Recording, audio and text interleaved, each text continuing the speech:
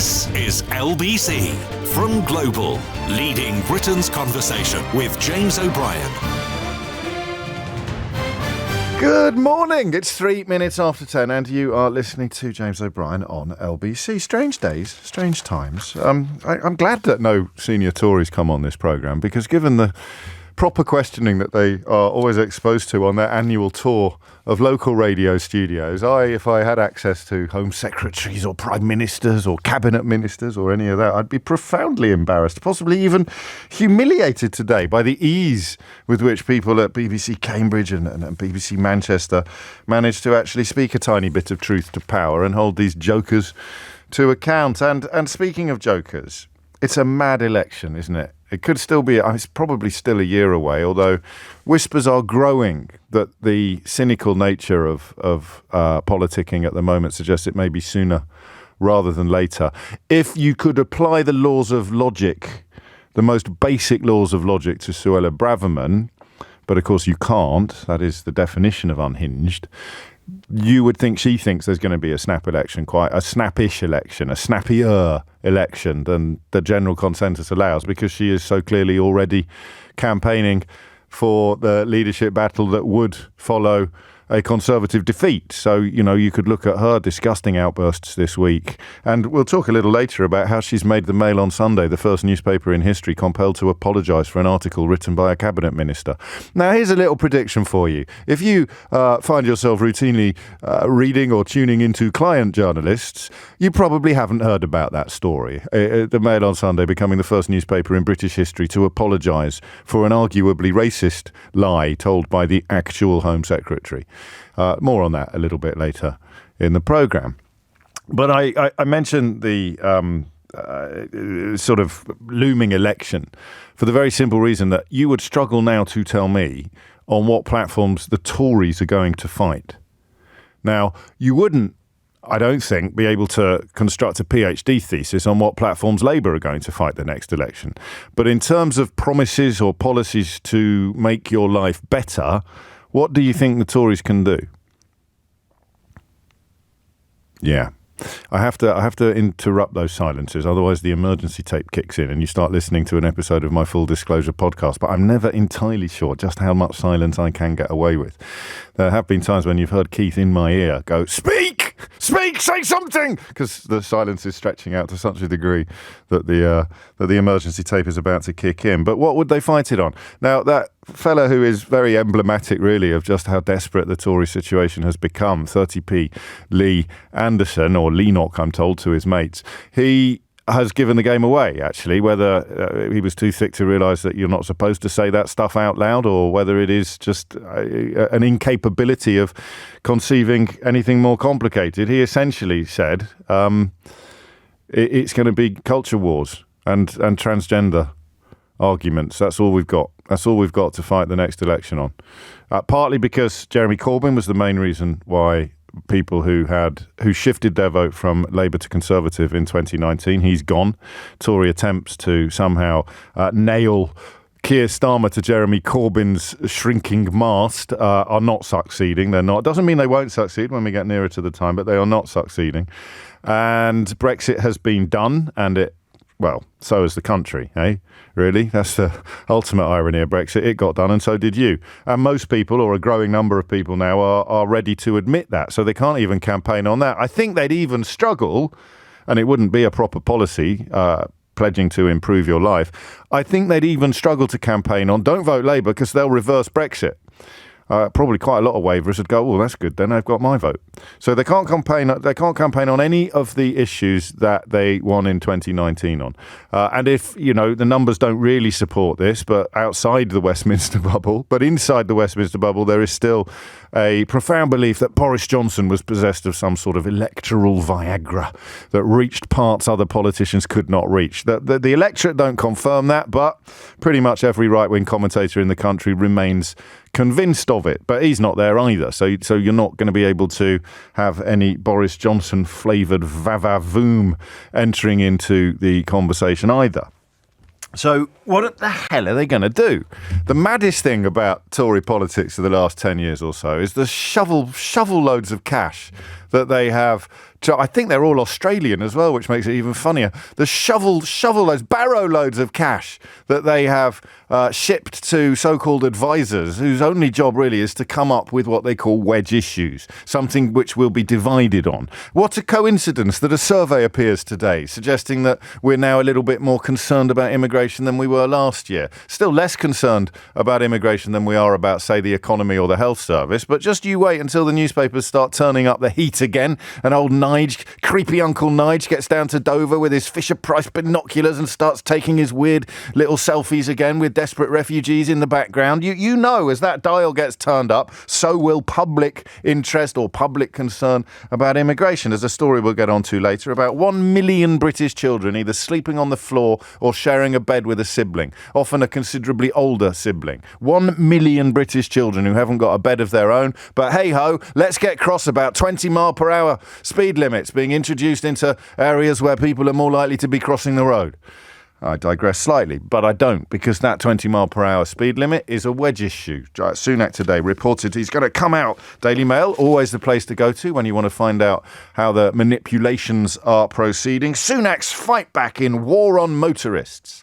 So, sitting around a table somewhere in SW1, they've decided that this is a wedge issue.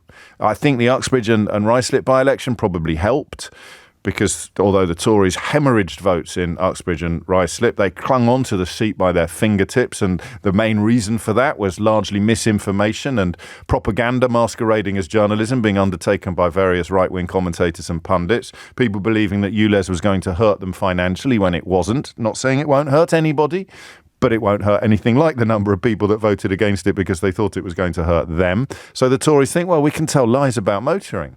That seems to work with the mugs that we conned with Brexit. And that there is the question that every Conservative activist and campaigner and politician is asking them. What's going to work? What lies will work on the mugs who fell for Brexit? That's our only chance of getting back into power in 2024. We need to find a new load of lies to tell the people who we managed to con to vote against their own interests and to become the first country in the history of the world to impose economic sanctions on itself. And the contempt with which they and their friends in think tanks and newspapers must hold you, if you're in that category, should really prompt you to give your head a wobble. They despise you. They simultaneously despise you and find you hilarious. You did what? You persuaded people to actually vote to lose their own job. Yep, we did it. We got over the line. But hey ho, trebles all round for the lads and the people who fund our think tanks. They're delighted with it all. They think they're going to be able to wash away workers' protections and health and safety legislation. We can have poisons. We've got poisons now that you can't buy in the European Union, but you can pour them all over the UK. It's getting fantastic. Looking good. So that's how it works. Those are the plans. That is the plan. The very simple search for wedges. And they can't really find any, apart from the war on motorists, or in Suella Braverman's case, the war on the multiculturalism that has allowed people of her background to rise to the very top of British politics. Down with that sort of thing, she says, leaving Rishi Sunak too frightened to say, shut up. Don't be so stupid and disgusting. It's obvious that we live in a country where diversity and multiculturalism have succeeded. It's a work in progress, but our very existence in these very jobs is evidence of how successful it has been. So that can't work either. 12 minutes after 10 is the time. And then Labour gives them the occasional bone which they can't wait to start gnawing. And that is the 20% on private school fees, the potential increase of 20% on private school fees, the VAT being applicable now to purchases that parents make that is not currently applicable. So there's VAT on everything else that you buy with a relatively small number of exemptions. But if you're buying education for your children at the moment, you don't pay we don't pay VAT on it. And it's a fascinating political gambit, this. I don't really today want to talk about your personal relationship with the issue. We talked about that a lot earlier in the week, and there are really, 4 or 5 categories of people, aren't there? So you've got the people who are going to be affected by it and are going to be able to pay it quite comfortably, people who are going to be affected by it and are not going to be able to pay it quite comfortably, but will probably be okay, or they'll just not be okay. I put you in the same category. People who think that it is actually natural justice at work, it's proper politics, it's redistribution of wealth, it's reducing advantage, it's increasing fairness and equality. And then you've got people who think, well, it's got nothing to do with me. It's got absolutely nothing to do with me. So that's where the question of whether or not the politics will work kicks in. So there are attempts to claim that Labour have done some sort of flip-flop or reverse. They haven't. They've just come to a slightly better understanding of charity loopholes, which abound in tax law and law in general. And there may still be another loophole that allows some schools to avoid imposing VAT on school fees. But the simple political proposal is that the 7% of children in this country who attend private school, by that you shave off bursaries and scholarships, but the large majority of them who have their fees paid by family members or sponsors or friends are going to have VAT applied to their school fees. Now, the wedge, the advice from the highly paid activists or advisors is that we should turn this into a class war. You can tell I'm in one of those moods. I promise I'll take calls at some point, but I'm not in a position to say exactly when, because I've got an anecdote to share with you that I don't think I've shared before. They want to turn it into a class war. My question for you is it going to work? So really, I want to hear from people, parents or non-parents, who will never send their children to private school. Okay, so it might be because your children are 48, or it might be because you are, unless short of getting a lucky scratch card or winning the lottery, you're simply never going to be in the financial universe where you've got 15 grand minimum or 50 grand maximum left after tax to spend on your children's education, or you would be politically opposed to it, although in that case I can probably predict what your position would be on this story. I want to talk about the politics of it, and indeed the politics of class war.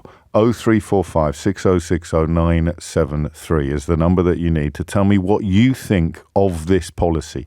And I really want to hear from you if you don't like it, despite the fact that it's never going to affect you. I want to hear from you if you do like it, despite the fact that it's never going to affect you. But the where are we? The notion that it is actually going to swing your needle, it's going to nudge your political needle, despite the fact that it doesn't affect you, is probably the most interesting psephological element of the looming election, because most of us are not going to be affected, positively or negatively, by the wedge issues that the Tories are going to be determined to debate on. You know, you can probably make a case that reducing a speed limit in a highly built-up residential area from 30 miles an hour to 20 miles an hour is going to have a huge impact on my life. It's only going to have positive impacts, apart from making you a bit late for work or a bit late for school or something like that. The calculation is that Labour is going to make various promises to change your life, and the Tories are going to make various attempts to turn you against policies that are not going to change your life. And the truth lies somewhere between the two of them. Okay, so what do you think of this policy? 0345 6060 973. What do you think of a policy that essentially seeks to recognise that you shouldn't get any form of tax exemption on payments made to award your children advantages denied to 93% of the nation's children? What do you think of the politics here?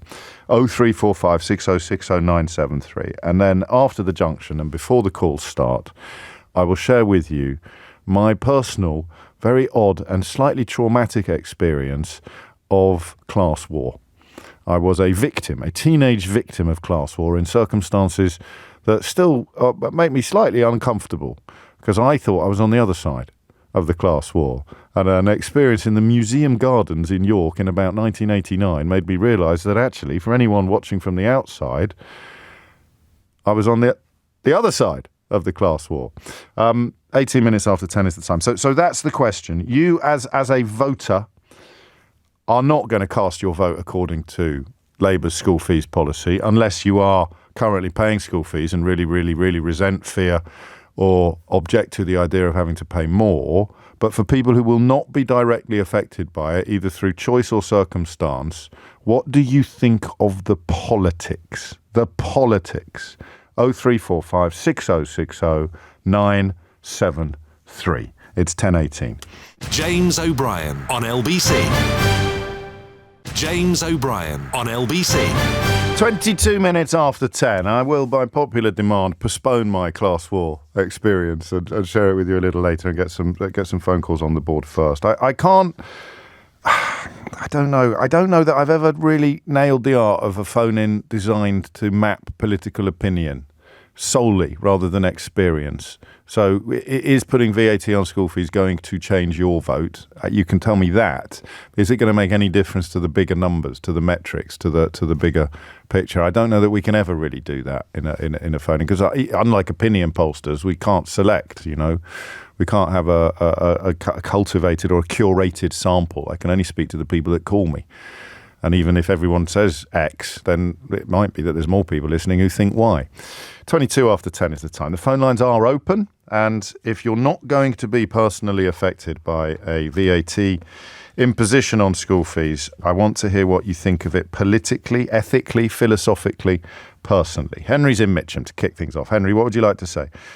Morning, James. Hello, Henry. We're very fortunate that we do probably have enough money to send our kids private, but we looked around a state school last night and have decided to send them to state.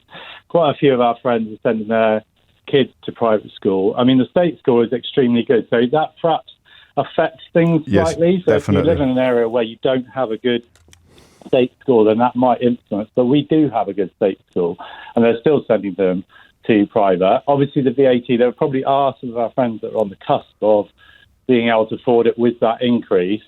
I'm of the personal opinion that I don't think private schools should exist, because I don't think that essentially until if you ban private schools and public schools, then there would be an impetus to improve state schools, and until that happens, there is no drive for the people in power or the people with the money to improve state schools, because obviously you send your children, obviously there are people with different needs, and I accept that, but ultimately you do send your children to private school to gain an advantage over state schools.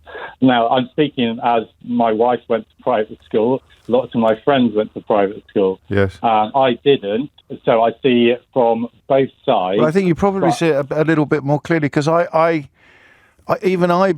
with all my lefty credentials, as someone who is both a parent of and a benefit of private education, I balk at that bit that you said, the idea that you can't govern honestly on education issues if your children are not going through the education system that the massive majority of the electorate go through. But I think you're right. It's an emotional response. I kind of respond to you saying that by going, "Oh, don't be silly. That's like saying you can't care about the poor unless you're rich." But if your children aren't in that system, and you are in charge of that system, you're surely going to engage with things differently from how you would engage if they were in it. Absolutely. If say, like, let's say Jacob Rees-Mogg's children went to state school, there is no doubt there would be an impetus to improve state schools and up the funding. They would not be short of pencils and paper and other materials. Feeding children in the mornings, or absolutely. So until that happens, I admit it's quite black and white. Yeah. But essentially that is the case. I mean, I looked around private schools and the state school, and obviously the big difference is class sizes, and it blew my mind really that even in the lower years that there are, say, 8 to 10 children per class. I mean, obviously they're going to have a far better experience. Having said that, they'll have a better learning experience. They'll concentrate more. I mean, my state school was particularly awful. Was it? It wasn't horrendous, but the behaviour was not there. The attention was not there. But it's not just that. I tried to explain to my wife, who is a doctor, lots of our friends are doctors, that when I went for careers advice, they essentially they asked me which local factory I wanted to work in, which at the time I wasn't in the slightest driven. But when I met my wife, I was meeting doctors, solicitors, all these kind of professionals, and it was never really even talked about in our school that you could even do that. So the actual, it's so different. I mean, so I don't, in terms of the VAT, going back to the VAT thing, is it a bad thing?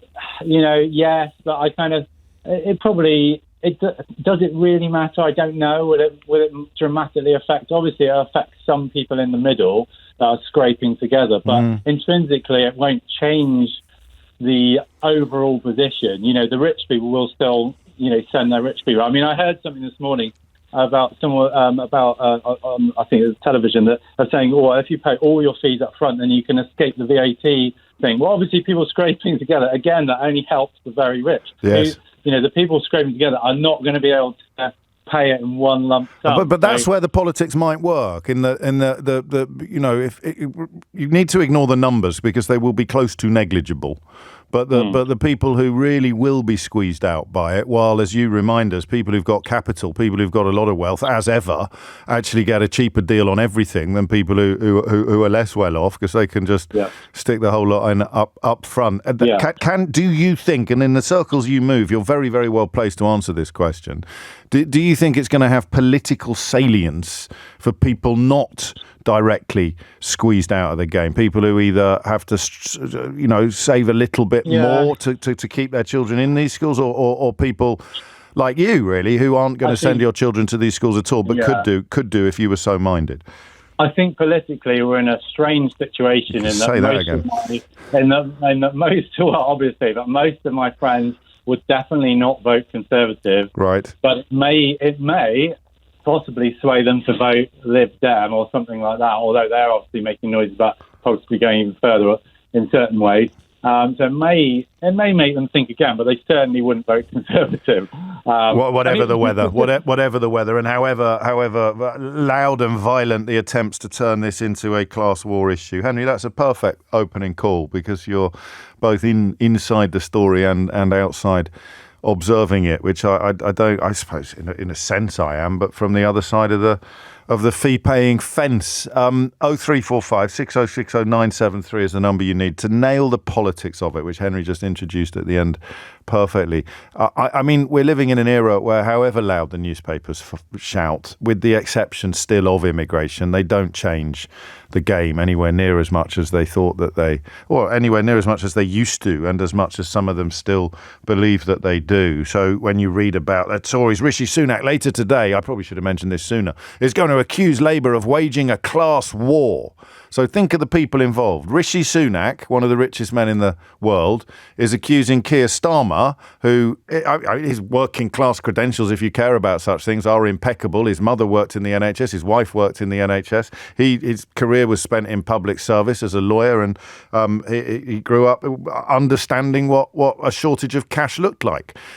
He is going to accuse Keir Starmer of a class war, of waging class war. One of the richest men in the world accusing Keir Starmer of waging, son of a toolmaker, of waging class war. Is it going to work? I'd like to say, are you going to fall for it? But I guess that brings my prejudices too far to the fore.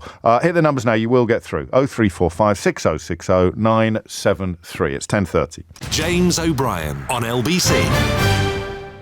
James O'Brien on LBC.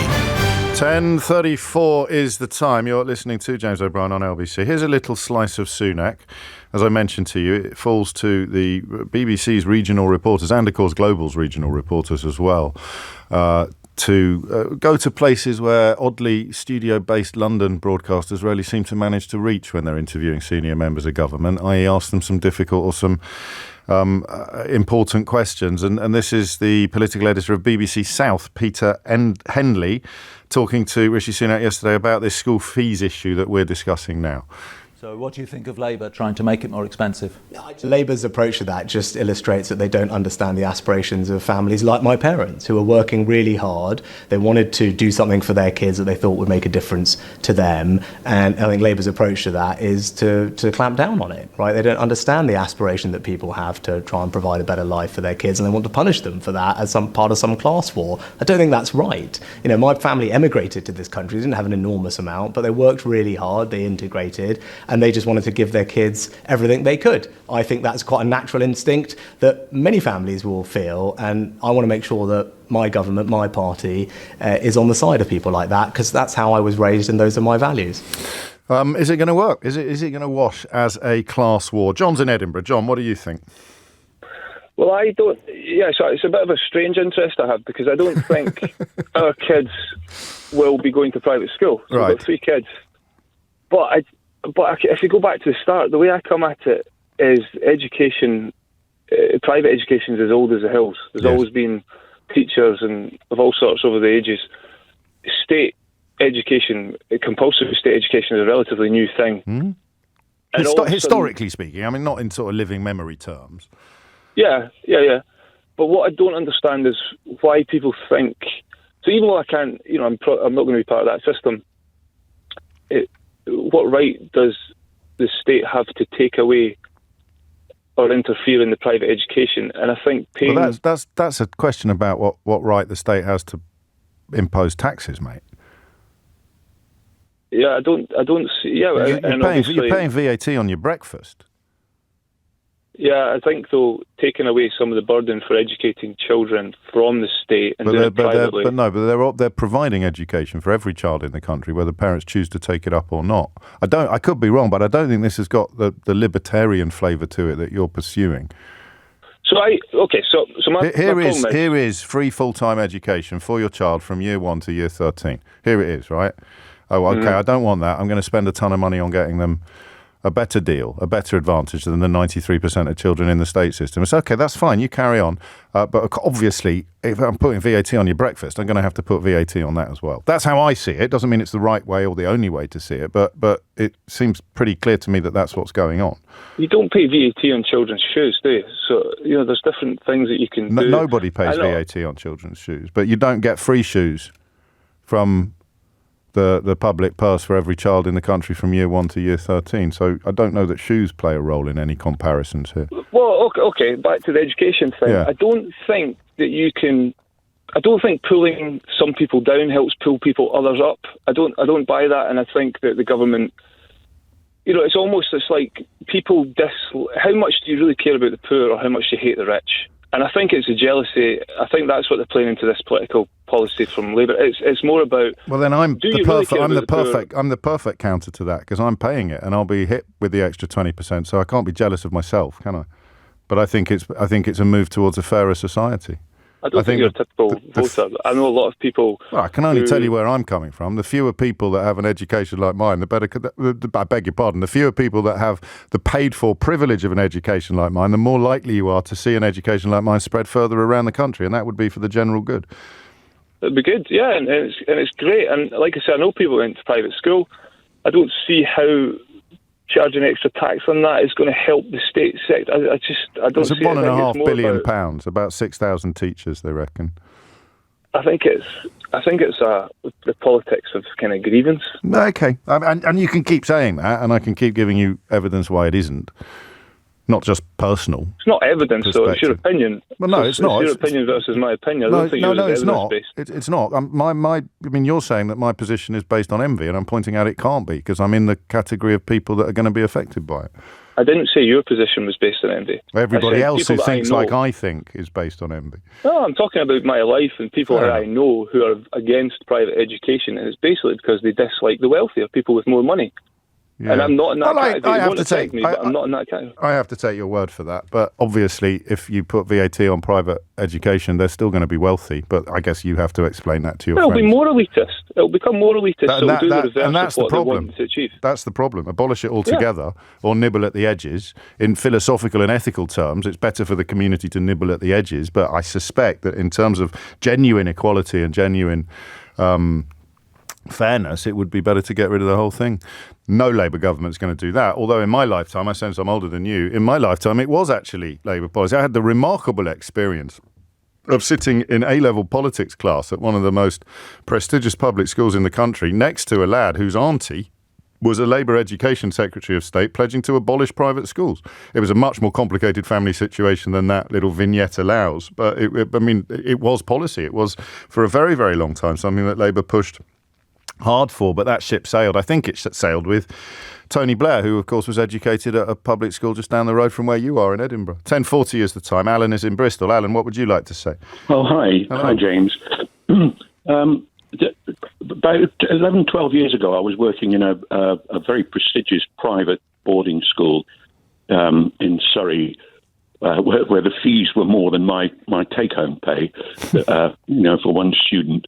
What was that like? What was that? I mean, I think John has a point. I was probably a bit dismissive of it about some of this being motivated by resentment or envy. What was it like to know that you were getting paid less for a year than those children's parents were paying to send them to the place where you were? Well, but the kids themselves were fantastic, and it was a very, very easy place to work, in small classes and well-behaved students, and it was an absolute joy to work there.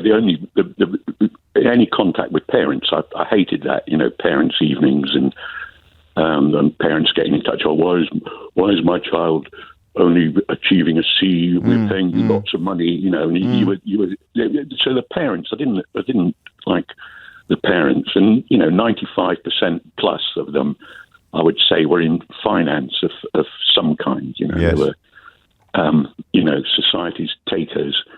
But anyway, I'll just tell you my little story. Yeah, please. We had, I'm not sure when this was, if it was the last Labour government or the new Tory government, because it would have been around about 2010. I was there 2009 to 2012. And there was something being imposed, taking away charitable status from private schools. Is that right?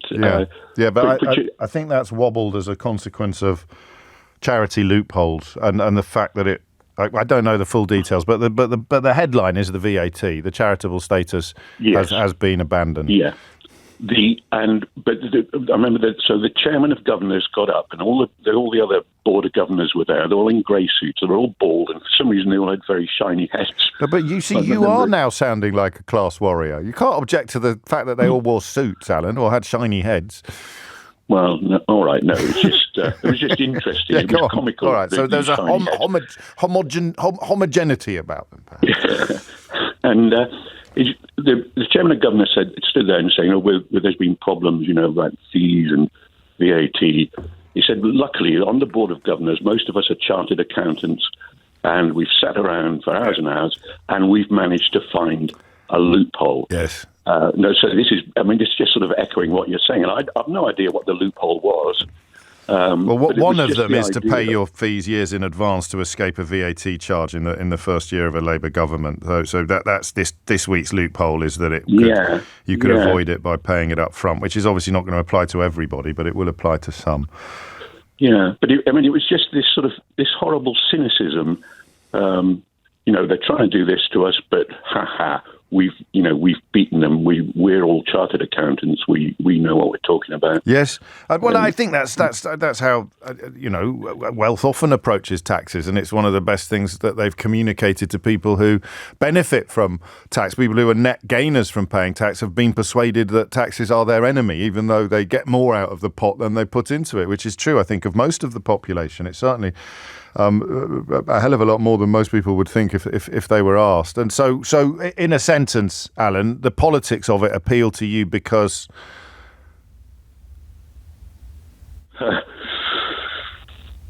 Well, I'm going to sound like a class war again, really. I said in a sentence. I didn't realise we were going to have so many pauses. Sorry. All right. Okay. All right. To raise money to go into state schools to bring state, to have Rishi Sunak saying, if you pay money, you get a better education. Well, that shouldn't be right. Shouldn't be the case, no, and you're never going to move towards a world where it's not true until the access to the quotes better education is either non-existent or negligible. Amanda in Berkshire adopts the role of the parent I find most confusing, and I say that respectfully, Amanda, in that you're paying this money and you don't think it's because it gives your children an advantage. She writes, "This makes my blood boil. I thought we lived in a free country. There are multiple reasons to send your child to a private school, not just to give them an advantage, and definitely not just because you are rich, which I am not. And by contrast, why should I," writes this texter, "be subsidising private education? If a parent can afford $15,000 a term, why can't they afford $18,000? It's not the public's position to pay for something elitist. That's already provided for by the stat. And then tax exempt it on top is clearly ridiculous." Here's a little question to ponder. By the time I come back from this junction, I may have realised it's not quite as clever a question as I thought it was. But how come introducing ULEZ is condemned as a fundraising tactic that is not actually designed to clean air, but is designed to just put cash into the public coffers, as if that's suddenly somehow a bad thing to be doing? So ULEZ is bad because it's a fundraising tactic, and yet putting money on school fees is also bad because it's a fundraising tactic. It's 10:46. James O'Brien on LBC. James O'Brien on LBC. It is 10:49 and you are listening to James O'Brien on LBC. I think that the Independent Schools Council covers all private schools. So here's the thing. That I'm being a bit self-indulgent on this, but in terms of why I managed to still find stuff really, really interesting, even if we've talked about it a lot together in the past, partly come up with new ways. That's my job. Come up with new introductions, new ways of thinking about things, new ways of asking the question, but also things that still have the power to shock you. So we are talking about Labour's plans to put VAT on school fees. You currently pay VAT on your trousers, but you don't pay it if you're paying thousands of pounds to buy, as I do, an education for your children that you think is better than what would be available if you weren't paying money. That's what we're talking about, right? The Independent Schools Councils reckoned that there are, beginning of last year, there were 544,316 pupils at these schools. The fees, by the way, have gone up exponentially since I was at public school. The numbers now are staggering. 5% this year, 2% the year before, 6% in 2019. And it hasn't had an appreciable effect on the overall numbers. But so we're talking about, as a nation, as a country, this is what Rishi Sunak and Keir Starmer have put into the political mixer, 544,316 pupils, a tiny proportion of whom may be excluded from the education they currently enjoy by the introduction of VAT. Although personally I doubt it. I think it's what economists call an inelastic market, but we'll see. There's some research published elsewhere today which is getting approximately 1% of the attention that the story about these 544,316 children in Britain is getting, that tells us that 1 million children in Britain don't have a bed of their own. They are either sleeping on the floor or sharing a bed with a sibling or another family member. More than 1 million children in the UK either sleep on the floor or share a bed with parents or siblings because their family cannot afford the luxury of replacing broken frames and mouldy linen. And that's come from the children's charity Bernardo's. and that's mad, yeah? And I'm guilty. I'm planning on talking about that later, but 544,316 pupils, a tiny proportion of whom may lose their access to private education in the event of Labour introducing VAT on school fees. Rishi Sunak, Prime Minister, leader of a party that's been in power for 13 years in a country where over 1 million children haven't got a bed of their own. Where's the class war, mate? Where's the class war, Prime Minister? Where's the enemy of aspiration? 10:52 is the time. Rosie is in Melverley, in North Shropshire. Rosie, what would you like to say? Hi. Hello. Lovely to speak to you. Thank you very much for having me on. You're very welcome. So I was incredibly lucky to be privately educated, as were my brother and sister, at quite a prestigious boarding school in Derbyshire. My family have all been privately educated, and it's the class war happened for real for me in my own house when I married a state school teacher. Oh, yes. And we had to, we're now expecting our first child, and we've obviously had to have quite a lot of conversations about how we're going to be managing that in the future. And I have had a bit of a personal epiphany in that I think that private school fundamentally is something that it absolutely should be taxed. The fact that it has charitable status is beyond me when I think back to my school life and trying to understand why my school would need to be a charity. It really is. I can't think of anything that we did positively to impact the wider community than ourselves, really. And aren't charities supposed to do good? That's pretty damning. I mean, there'd be plenty. I can push back a bit against that. There would have been probably bursaries that you didn't know about, or some scholarships that you didn't know about, and you probably did do some work in the community, even if you didn't register at the time that it had an altruistic bent to it. But the charitable status is actually proving more complicated than the VAT. But the VAT exemption is historically built on charitable status, so they're taking that away. The epiphany is based on what? Based upon your grasp of basic fairness? I think so. I mean, so for me, two things that I've really kind of observed watching my husband with his kind of career and how he's been teaching and the way that the school system has worked. One thing that I have noticed is that he's taught in two kind of very different schools, one very rural and one quite in a nice town near where we live. And the difference, in funding levels, but B, in kind of parental engagement that the students had and support that was available for the students at the different schools kind of made one school a much more pleasant and high achieving environment than the other. And I just wonder whether increasing, by adding back onto private school fees, would you push some parents that perhaps maybe have a little bit more, have a little bit more time to be extra invested in there, or the resources? Well, and inclination, because I mean, albeit that we both probably went to school with some people whose parents still subscribe to the Victorian notion that children should be seen and not heard, and they just sort of outsourced all the childcare. But for the more aspirational middle class, it is parents who prioritise education above other things that they could have spent the money on, and I think, like you, I think bringing those parents into the state sector is a win-win. Definitely. I think even just from seeing the difference in the kind of the PTAs at the two schools between the school in the state school in the nicer area where where the mums maybe weren't working, or they had additional resources to provide, to organise things like extra bake sales and all the buy amazing a minibus things that so they can go on school trips, fundraising, all that kind of thing. Do you think? I mean, so you're in an interesting and quite specific cohort. Do you think, as an overview, Rosie, do you think it's politically salient, this? Do you think this is going to nudge many people's needles? I don't see how it couldn't, really, because I think, you said earlier that 7% of children are privately educated. So the rest of the 93 of us are all going, well, yeah, fair enough.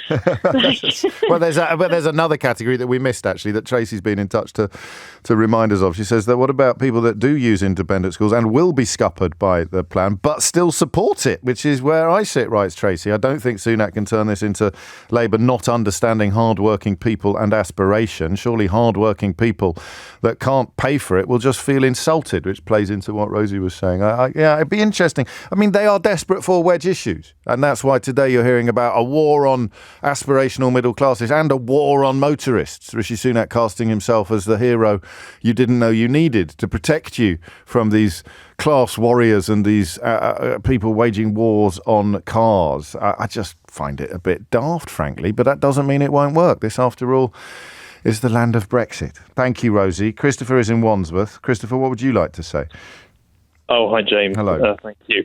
I was last night in a school in my area, very deprived school, but a very good school in the sense they're doing great work. And I was there speaking to some of the pupils about what I do. I do work in the media, and the headmaster at the end said to me, the thing is, for the vast majority of the pupils, they don't have any access to anyone who's in a quote unquote middle class profession, say the media, say the top jobs. And I think that I think hits at the heart of this discussion. If you go to the independent school, I went to an independent school, is that access to those elite roles, those elite jobs that seem to be cut off for people at the other end. And I just you think you can't be what you can't see, which is often applied in race conversations. But obviously, as with almost all issues that apply to race, it actually applies to socioeconomic status at least as much. Yes, I just think it's gone too far, the inequality. You're always going to have some inequality, but it's just gone too far, as you made the point about 1 million children not able to have a bed to sleep in. There's got to be some kind of investment in the state system. After 13 years of austerity, which was neither necessary nor particularly well explained. Well, if you're at Eton College, you're going to have £50,000 spent on your education. If you're at the same comprehensive nearby, it's going to be £7,000. Is that right? I'd have to trust you on that. Well, I mean, I think it's around 7,000 that's income from the government. But I think that the other thing, obviously, is what happens at the top universities. There has to be a kind of move, I think that is happening, that you kind of handicap it so that if you have done very well at a school that is at the poorer end, that you kind of, that is... No, I think you put it very well, and from a very personal perspective. And oddly, I don't know why, but while you were talking, my brain went off in a slightly different direction with regard to Rishi Sunak, who I think is worth about £750 million in conjunction with his wife. Because if you want to say, well, I'm very worried that Labour is attacking the aspirational parents, aspirational hard-working parents, you say you're absolutely right. Let's leave VAT then on private schools, and let's bring in a massive asset tax on people with personal wealth of more than, say, £100 million. Because that's not going to curtail your existence. Let's just tax you 50% on all your assets straight away, get the country back on its feet, and then we can go back to pursuing epic and unnecessary wealth on an industrial scale. So you presumably be comfortable with that, Rishi, would you? No? That's odd. You'd be telling us next that you want to get rid of inheritance tax, despite the fact it only benefits people like you. James O'Brien on LBC. 4 minutes after 11 is the time. You are listening to James O'Brien on LBC. Gary, my mate Gary, listens to the show while he's decorating. So he's an artisan. I don't know if you follow him on Twitter, the official GRB. Some of the work that he does in the field of decorating is mesmeric. Taking off about 200 years worth of paint from some cornicing was like watching, those weird things you hear about on YouTube, people watching other people open presents or something like that, unboxings. It's just mad, isn't it? The stuff that's been discovered through technology to be strangely compelling. He does some amazing stuff and gives you advice and stuff like that. But I know him very well. He's a pal of mine. Started off as a listener to the programme, but he's become a mate. And he listens to the programme more carefully than I do, which is odd given that I'm speaking, whereas he's just up a ladder with his headphones in. And he says, you forgot the hook and tease. I'm like, I didn't forget the hook. What hook and tease did I forget? I haven't forgot. And I did forget a hook and tease. I didn't tell you my class war story. And now we've moved on to another conversation. So I will have to endeavour to find a moment in the programme to tell you that story later, because I don't want to distract from the subject that we're talking about next. And I don't know for whose benefit I do the bit I'm about to do, whether I do it for your benefit or mine. When I talk to you about how this works, this bizarre relationship that we have together, the mornings that we spend together, and why some conversations go in different directions from others. So I feel guilty about the fact that I am much more drawn professionally to the story about the 500,000 children in private schools than I am to the over 1 million children not in their own beds. Now, the reason why that happens is because it's potentially, I don't know whether it's a better phone-in, but it is an easier phone-in, because there is automatically tension and polarity in place. You can And some days we choose not to do it in that way, but other days we revel in it. We relish the fisticuffs, the toing and froing. Here is somebody insisting that it's perfectly reasonable for them to get government help on buying educational advantages for their children, and here is someone to describe it as outrageous. Whereas when I tell you about 1 million children in the UK either sleeping on the floor or sharing a bed with parents or siblings because they can't afford the, quotes, luxury, end quotes, of replacing broken frames and mouldy linen, you probably feel, as I do, a temptation to turn away, a temptation to look away. You don't. I mean, it's certainly going to be very difficult to turn it into a two-sided brouhaha, isn't it? You know, well, here is, I mean, I know that television stations exist, and albeit that they're having some local difficulties at the moment, where they genuinely would try to argue, and they'd bring on some old dinosaur to claim, or some desperate attention-seeking youthful loser to claim that it's perfect, it's all the parents' fault. Actually, they'd get Lee Anderson to do it. They'd get the deputy chairman of the Conservative Party to come on and say, well, the only reason kids are sleeping on floors is because their parents have turned the beds into go-karts or something. I don't know what passes for... And he's not alone. You've got that Brendan Clark-Smith fella as well. You've got Jonathan Gullis. And then you've got the other ones. Do you remember the one who said, do you know, I know some people are struggling with the cost of living at the moment. Do you know that supermarkets have value ranges? Did you know this? You can go into a supermarket and they have got beans that are cheaper than Heinz. Heinz? They're cheaper than Heinz. So you must buy, if you're poor and you are struggling to pay your bills, we, the Conservative Party who've created this economic situation and presided over the proliferation of food banks, we have your interests at heart. Therefore, as your local MP, I am here to tell you there are value ranges. Value ranges. Is that what they're called, Tristan? Have I got that right? Yes, boss. Value ranges in your local supermarket. It's incredible, isn't it? So I'm sure you could find the Tory to come along and tell you that the only reason why children are sharing beds with their siblings or sleeping on the floor, sleeping on mattresses on the floor, is because of lifestyle choices made by their feckless work-shy parents who spend all their money on flat-screen televisions. And what's the 2023 flat-screen TV? Is it vaping? What's the 2023? So when once someone behind this microphone who performatively hated poor people would claim that the only reason why people were struggling was because all the money was being spent on flat screen TVs. What is it in 2023? Have we got anything? Send your ideas in on a postcard, please, to 84850 or tweet at Mr. James O'B. What's the 2023 equivalent of flat screen TVs? I mean, it was nonsense when they pulled it out. It's just a desperate attempt to pretend that there's no such thing as poverty in this country, and the people you really need to worry about are not the people using food banks, but the people who are going to have to pay VAT on their children's school fees. That right there, for me, is the essence of political discourse in Brexit Britain. You have got about 80% of the media and all of the governing party more concerned, ostensibly more concerned, about VAT being introduced on school fees, which is going to have a meaningful effect upon an almost negligible number of people, than they are about food banks, warm banks, hungry families, and, in this case, bedless children. Who do you feel more sympathy for? The parent moaning about having to find a few more quid to pay school fees, or the parent who can't actually tuck their child into bed at night because there's no bed?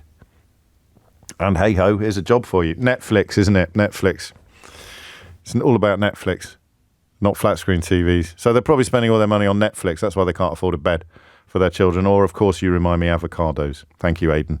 Avocados and Netflix. They're spending all that. So that's the new flat-screen TV. Is that deflation or inflation? You think of a flat-screen TV, it was quite... when it first started being used by liars and poverty deniers, it was still quite an enviable thing. I didn't have a flat-screen TV when poverty deniers and liars in the media started telling me that everybody on benefits did. I didn't actually have one. Netflix is a bit more achievable, isn't it? So that's quite sad, actually, that the kind of criteria for performatively hating poor people has probably come down a bit. Netflix and avocados. I've stopped saying, I hope you've noticed, I've stopped saying avocado pears. Do you know why I've stopped saying avocado pears? Because I was the only person left in the United Kingdom that called them avocado pears. I had to even check that they were once called avocado pears, because every time I called them an avocado pear, everybody laughed at me. You laughed at me. My inbox exploded with people laughing at me, and my own colleagues who were supposed to be there to boost me and make me feel confident and bouncy before coming on air in the morning, my own colleagues laughed at me when I said avocado pears. They were called avocado pears in the 1970s. They were a staple of Weight Watchers, I believe. Avocado pears and melons. My mum must have been on a diet once that involved avocado pears and melons, because I've got some sort of weird childhood memory of it. I used to make necklaces out of the melon seeds. Did you do that? So you get a needle, right, and you thread it with cotton. You dry the melon seeds, for God's sake. Otherwise, you're going to have all sorts of flies buzzing around your neck. You dry them out, clean them, dry them out, and then you thread a needle through each individual melon seed. And you can make a beautiful necklace, or even a bracelet if you're feeling a bit lazy. There you go. So I'm doing that thing where I'm trying to cheer you up, make you smile, keep you on board, because we're about to talk about something horrible. That's what I'm doing. That's why I lean more heavily into the conversation about private school fees, because I'm not getting my violin out for you, than I do into the conversation about children with no beds, because it makes me want to cry. And there it is. So what is a better story? For the purposes of the time that we spend together every day, private schools are a better story than bedless children. Why? Because it makes you want to cry as well. 12 minutes after 11 is the time. Bernardo's, the children's charity, says that increasing bed poverty reflects growing levels of destitution. Can you get the Daily Mail online too? I'm going to offer them an article about why there's no such thing as bed poverty. It doesn't exist at all. And for the next day's paper, I'll do a piece about, won't someone think of the private school parents having to pay VAT? No such thing as bed poverty. If you can't afford a bed for your children, all together now, you shouldn't have had them in the first place. There it is. A complete denial of the vicissitudes of modern life, or the fact that people who consider themselves to be haves can become have-nots in the blink of an eye or the flick of a finger. So that's why we don't do it. But we're doing it today. The charity says that increasing bed poverty reflects growing levels of destitution in which low-income families already struggling with food and gas bills often find they are unable to afford a comfortable night's sleep either. And I'll tell you for nothing, that makes everything worse.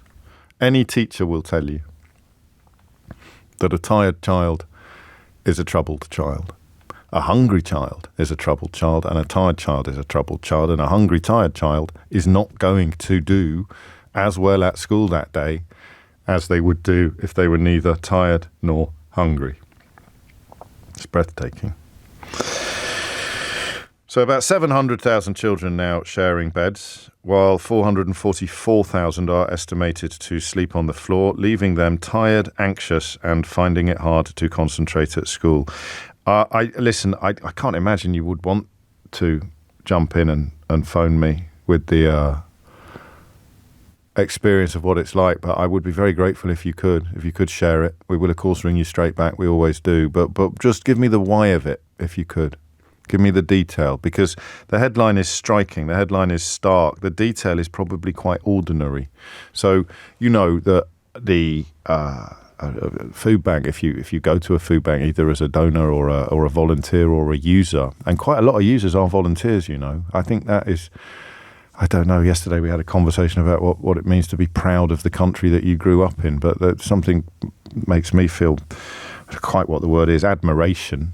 Users become volunteers in food banks, but you will always be told that it's not just food, and that basic essentials like shampoo and soap, these are crucial constituents, non-perishable, ambient goods, I think they're called. You can wash the kids' clothes, wash the kids, wash yourself, wash your hair. All of that is of a great need in food banks. So if people can't afford little things, we always talk about the boiler, don't we? What happens if the boiler breaks? So you're running out of money at the end of the month. Remember that 40-odd% of people on universal credit are in work, so we can't do the lazy Daily Mail, they're all unemployed, feckless work shall I lay about. It's a hell of a lot of people not in work. Almost everybody not in work doesn't deserve to be characterised like that either. But it's not just the boiler, is it? It's not just the boiler or the car. What if the wheel falls off the car? What if the boiler fails? You need a new boiler. That's an sort of outlay you can't even begin to imagine. But what if it is Yeah, what if it's just a bed? You ever broken a bed? Stop it, matron. I don't want those sort of stories. This is a family program. You've ever broken a bed? I broke a bed once when I was a student. I had it propped up on books, I think. But that was suboptimal because, well, I don't spare you the details, but it used to fall apart quite regularly. And it wasn't a problem. I was a student. I was cool sleeping on the floor. Thought it was funky. Thought I was Withnell. My children haven't got a bed? That's a different story altogether. And remember, it's 440,000 sleeping on the floor. It's 700,000 estimated to be sharing a bed. So you haven't even got, I don't want to use the word privacy. What's the word I want? You haven't even got solitude when you go to bed at night. I read a poem when I was a kid. I don't know if this ever happens to you. Sometimes a line gets into your head in a way that you know it's never going to be removed. And it wasn't Kipling or Pam Ayres or one of the greats.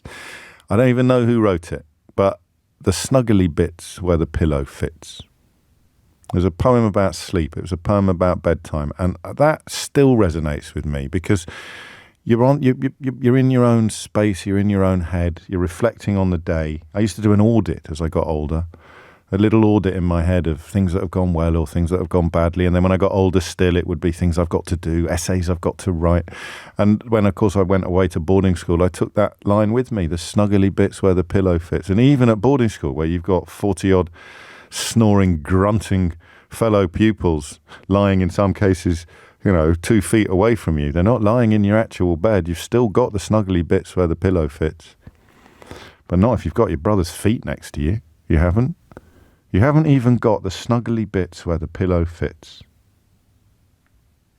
What's that like? 0345 6060 973. And I believe it can happen very easily to people. I believe that a turn of the dice, a spin of the wheel, the fickle finger of fate, illness, unemployment, I believe it can happen to anybody. So I don't want any shame or embarrassment attached to this conversation. I want you to tell me why your children are sharing a bed with you or their siblings, why they're sleeping on the floor, and how it makes you feel. 0345 6060 973 is the number you need. And if you want, we can have a little look at the question of why we are all, you included, more comfortable talking about the school fees story than we are talking about this. 0345 6060 973. James O'Brien on LBC. James O'Brien on LBC. It is 22 minutes after 11, and I don't actually understand why it's confusing or, quotes, controversial, end quotes. I really don't. You can run out of money. How hard can it be to conceive of running out of money? You've got there's no one you can ring. You've already borrowed off. You've got no money left. 3 days until any money comes in. You've got no money. And when the money comes in, it's all gone already on bills and food and essentials and necessaries. So if you need something big and unexpected and non-regular, like a bed, it's just not doable. Why is that so hard for people to understand? Especially when there are over 1 million children in the country who are without their own bed. I don't get it. Is it denial? Is it self-preservation? I don't want to think about it because then I'd recognise my own vulnerability. So I'd rather pretend that doesn't exist. If I pretend that condition doesn't exist, then my deep-rooted existential fears that I might one day end up in that condition will somehow be assuaged. I don't know. Gary's in Maidenhead. Gary, what made you pick up the phone? Well, morning to you, James. We spoke before. I'm the old chap that sleeps in the car. Okay. How are you getting on? Well, I'm still here. Well done. But, I mean, in the last year that things happened to me, I've seen so much stuff. But I normally go to the food bank on a Thursday. And anyway, I gave this, because it went too far away, and the children didn't look particular like they had a lot of energy. Yes, well, they wouldn't, would they? I mean, it's a circle of, I say deprivation, but because it sounds like such an ugly word, but that's what it is. You're right there. But anyway, I mean, this lady invited me in, just for a cup of tea, but I don't know all the circumstances, but her husband died and she got evicted from her last place. But the actual kiddies, they're sleeping on a mattress which is on pallets on the floor. There's no carpet. She's got, well, there's nothing there. I mean, you know, what's changed there? Because you would once have got a grant, wouldn't you? I'm going back 30 years when I had some knowledge of the system. You could get some sort of grant for an absolute essentials if you were moving into a new place. But then eligibility becomes an issue then, doesn't it? And not everyone's going to be eligible. Well, especially if it's not permanent accommodation, you're not going to be eligible. I mean, there are some of these places, you know, furniture with people in need, and I said I know of one place, and I'm going to pop round there later just to see what things are. But you know, initially, you know, like I say, you know, and then you know, you've got you know Richie that you were talking about. That, you know, the difference now, it has gone way too far. Well, it's the conversation, isn't it? I'm trying to explain, or at least to work out there why, you know, even listening to you, Gary, and not being able to do anything to help you, that there is a temptation to turn off. Do you know what I mean? It's that kind of, if I pretend you're not there, then I don't need to worry about the things that you're describing to me. Well, you know, I mean, in some ways, I'm glad what's happened to me has happened, because 10 years ago, I would have done exactly what you've just said. But now that I've seen, a bit like taking the red tablet in the Matrix, I actually see what's going on. I just wish I could win the lottery to help the people that I know of that are more worse off than me. And of course that reminds us that the point I was trying to make somewhat clumsily a moment ago about the number of people who use food banks also, or later when they're on better circumstances, become volunteers in food banks, certainly become donors, is I think you've just nailed the essence of that process in a way that I failed to do. Thank you, Gary. And I mean, that there it is, just the commonplace nature of a mattress on the floor or raised on pallets. That'd be to avoid getting damp. I mean, how can it be normal in modern Britain? I see Andrew Neil today tweeting about growth as if we should be celebrating, or you've got claims that we're the 5th largest economy in the country. You can see why people would rather not talk about the fact that there are 1 million children in the UK either sleeping on the floor or sharing a bed with parents or siblings. But I mean, you know, even if you want to avoid the detail that Gary's just shared with us, you could ask the question, why? And how have we ended up with a Prime Minister claiming that Keir Starmer is waging class war by talking about private schools? It's quite bizarre, isn't it? I'm increasingly persuaded we're not a normal country at the moment. Betty's in Newham. Betty, what made you pick up the phone? Yeah, I think the conversation directly, I've always been wanting to talk about it more. I think this is the right platform to say something where someone can hear, or they can hear you clearly, because I've been in a one-bedroom with my 5 children. My son is almost 18, sitting his A-levels. He's going to sit his A-levels. My daughter, 16, 14, 5-year-old and 4-year-old. And, definitely it's all about bedding. You bed. But all the time we've slept in this one bedroom. It's full of damp, condensation, infested with bed bugs, everything. So I've been sharing the bed, but the impact is caused to the children, to where they are now, they're teenagers. They can't even have friends around, family, because they will be bullied. They say they will be embarrassed. They go to school tired. They sleep in. They're always getting detention. And I keep talking to the teachers and everything. They kind of like, but nothing. It's like you failed as a parent. You do whatever you do, but the system fails you. I've written to everyone, the MP and everything, at least to get an extra room for my son, because privacy has also become an issue. Of course it has. And how do you explain it to them, Betty? How do you explain it to them? Do you know, I've really reached the point that I don't seem no one can understand, listen, or I don't know whether the policies are done around people whom they reach to, but people like us who can't be reached to, the real people who really experience these issues. Well, you're out of sight, out of mind, really. Exactly. And are we really in Britain? Because one time the children went to visit their grandparents and say, Mom, they're living better than us. That's way in Africa. Do you know? So they're losing hope. They're seeing they're in Britain, but the place they're in, it's like, yeah, we came here to look for green pasture for them to get better life, better. Yes. This is a few, but their childhood experience is really having no effect on them, mentally, physically, and they're thinking twice. So, and they've got a loving mum. There'll be some children in similar situations who don't have the benefit of a loving mum on their side. Exactly. So you try to hide everything, how they're living, how they're sleeping, so you don't feel they're disadvantaged.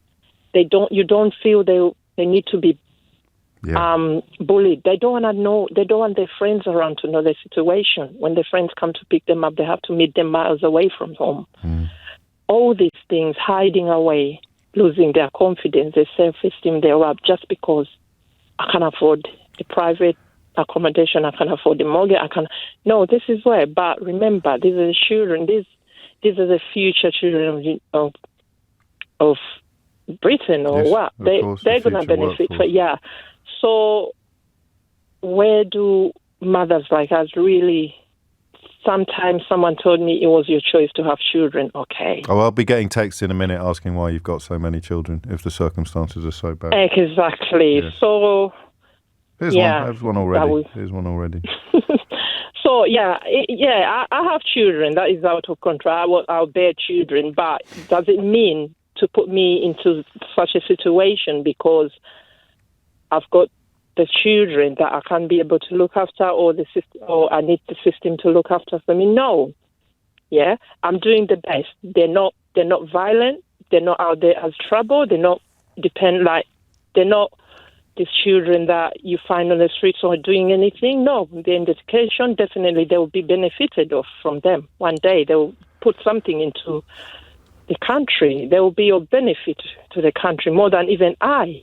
You know? Well, that's generally the answer to the lazy questions about, it's the same people as well, immigration and childbirth, people who don't recognise the need for the future population, and you're nailing that down, Betty. That sense of a social responsibility towards the next generation that extends beyond parenting and encompasses what we would think of traditionally as society. It's gone.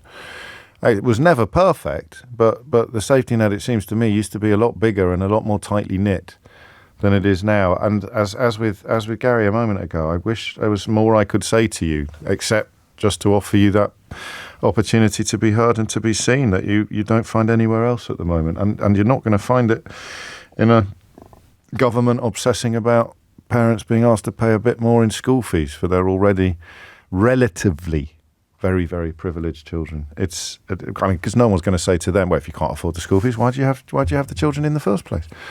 And yet there'll be the same people queuing up to say to Betty, if you can't afford beds, why do you have the children in the first place? 33 minutes after 11 is the time. Lottie Morley has your headlines. James O'Brien on LBC. James O'Brien on LBC. 11:37. I'm going to read you a text. It's about 12 or 13 lines long, but it's actually a Charles Dickens novel. Except this is 2023 in Brexit Britain. It's from Dee, who's in Preston. Hi, James, she writes. My son went to a friend's after school, and when he got home, he told me that his friend's sister, who was a baby, slept in a pram because they had no cot.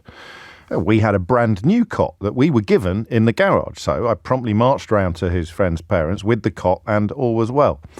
Until we saw it advertised on a local selling page. Furious, I wanted answers. The mum, when I got there, broke down and said she can't feed a cot to her kids. There followed tears, guilt, and a trip to Aldi. That's the reality. How grateful I am I can afford the basics, where this mum gave up a bed for food. 11:38 is the time. Zara is in Portsmouth. Zara, what made you pick up the phone? Morning, James. Hello, Zara. Hello. Well, basically, I've got 2 young children. Well, not quite young. I have a 14-year-old and a 10-year-old. They're both sharing a bed at the moment, but my 14-year-old girl, it's fully developed. She's seen her period, and most of the time, obviously, I do work. Yeah. So most of the time, my daughter would lash up at my son, get out of my room, Well, and he of would course, go up. oh, man, that's just... A room doesn't belong to you because they have to share. I've been bidding. I'm in a similar position as the previous caller. I've been bidding for about 4 years. I've actually written a letter to my local... I don't even know what you call them again. MP, councillor. MP, yes, I wrote to her. You know what she responded to me? No. Unfortunately, social housing at the moment, it's very, very difficult to get housing. And obviously, we can't go private to rent. I am working. No, I know, you keep saying that, and I know what... I cannot afford to rent at the moment. I just can't afford it. No. And it's just... But one thing I'm going to say, James, is this here. When these kids are taken, God forbid, your child is taken away from you, what would they do? There are rooms available. There are people with rooms available to put these children in. So why can't you help us to bring our children in a safer environment? Give them all their own little space. It's an interesting question. I mean, some of the accommodation in the care system is not very good. But you make a point about what would happen if they decided that because you can't, then they'd be fostered or they'd be put into a family home where they'd have better circumstances at least than they have in their actual family home. Yeah. So it's crazy, isn't it? How do you explain it to you? Oh, I'm so sorry. I find I've got daughters of a similar age, and that absence of any privacy at all must be so... It is, and it's appalling. So I don't understand what they expect us to do, because people have a go, oh, you don't work. But yes, you do work, but you can't afford to rent privately, and you can't afford to get social housing. Where do we go from here? What do we do? What's going on? Have you thought about giving up Netflix and eating fewer avocados? I don't have Netflix. I know you don't have Netflix. I'm teasing you. I don't have Netflix. I know you But don't. it's rather unfortunate. I can't afford, because if I want to go privately, it's going to cost me so much money. Where am I going to get that money from? It's the simple relationship. And I know why you keep mentioning that you're in work, but even if you weren't in work, if you were too poorly to work, or if you were between jobs, your plight would be just as unfair. It's the basic relationship between income and outgoings, isn't it? It just doesn't. It doesn't reach the sides. It doesn't reach the sides. Even as you play by the rules. Does your daughter understand? I mean, can you communicate to her that it's... I mean, I'm actually... She's sort of like, she lash up a lot at everybody, like me and the brother. She's cross. Oh, leave me alone. Yeah. I don't want to be here. Because the reason I brought the situation about moving them, like, obviously, if they take them away, is because she's mentioned to me, oh, well, when my friend got taken away from her mum, she's got her own bedroom. Oh, and that frightened me. That scared the living daylight out of me. For my child to say that, oh, when my friend was taken away from her mum, but she's got her own room. She doesn't mean it, So Zara. the previous lady said, my daughter can't even have her friends round, because obviously she's sharing with her brother. And majority of her friends, they have their own private space. Of course. Where are they going to sit? So I'm keeping her away to say, oh, you can't go for sleepovers, because then if I encourage her sleepovers, they would want to come and sleep over. So it cuts both ways. You can't repay the hospitality, so she loses out twice.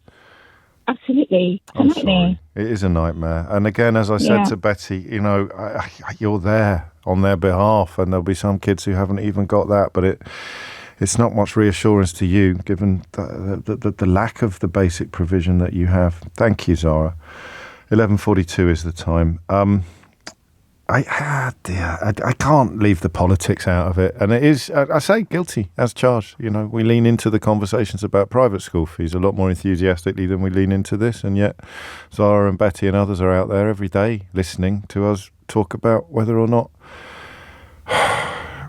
people really need to use food banks, or whether or not parents who are going to have to pay VAT on school fees are getting the support they deserve. And one of the richest men in the world accusing the son of a toolmaker of launching a class war from the top of a party that's presided over this for 13 years. 11:43 is the time. Robbie's in Sidcup. Robbie, what would you like to say? Hi, James. Love the show. Thank you. Let's go. Well, up until, say, 5 weeks ago, I shared a bed with 2 children. So I used to have a 10-year-old and a 3-year-old, and myself in a double bed. So only up until 5 weeks ago that we finally was able to move. I live in a social housing property, and I've done all, a London and Quadrant property. Yeah. And I was born in one. Unfortunately, I'm 41 now. Unfortunately, I've never been able to. I've always sort of generally supported myself from a young age. Parents died fairly young. Okay. I've never been. No, it's okay. It's not. Back to life. Yeah, it is, but I'm allowed to say I'm sorry. I wish they hadn't. Yeah. I'm allowed to say I wish they hadn't, Robbie. Me too, James. Yeah, exactly. Me too.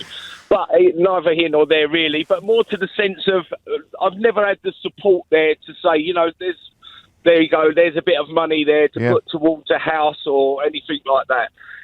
Really, I'm a heating engineer, so I have a decent living. I'm a self-employed heating engineer, but my wife doesn't work. I support 5 of us on one wage.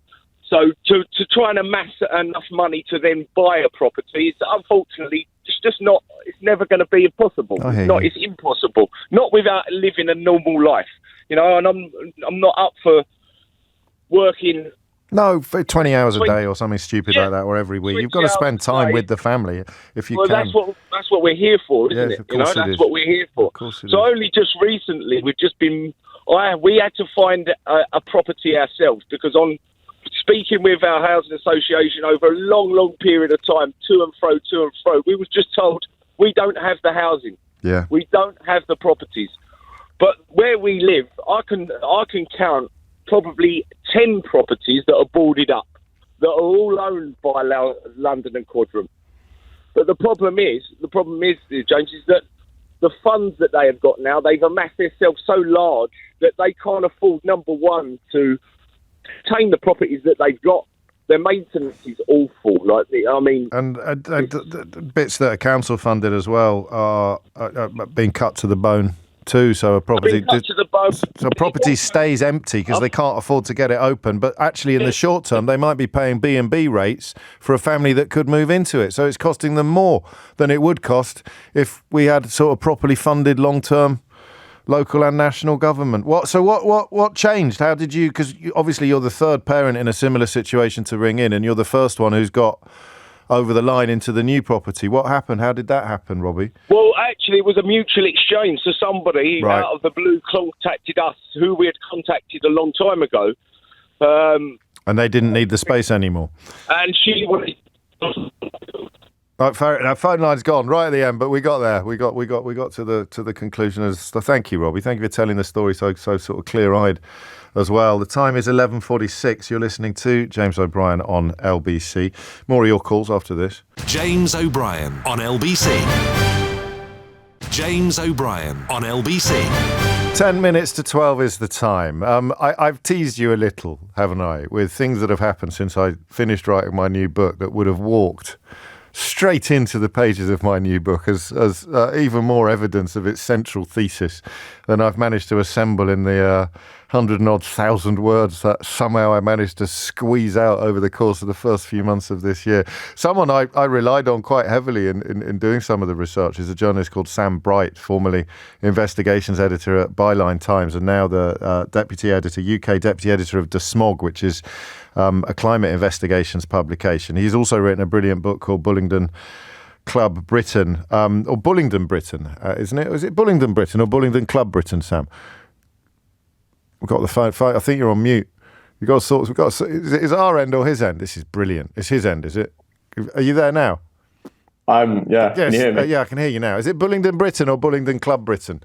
Bullingdon Club Britain. Oh, my bad. Oh, sorry. So now the producer's cross with me because she thinks that I was ignoring her notes instead of... Oh, forget about it. Well, at least everyone can tell that we're live. So the reason I mentioned Sam's book, and indeed my book, is because this story that unfolded yesterday could not really tick more boxes about this ludicrous ecosystem of Tory party, so-called think tanks, really secretly funded lobby groups, and, of course, the right-wing media. I mean, even with your knowledge of this world, this story yesterday was a bit of a doozy, wasn't it?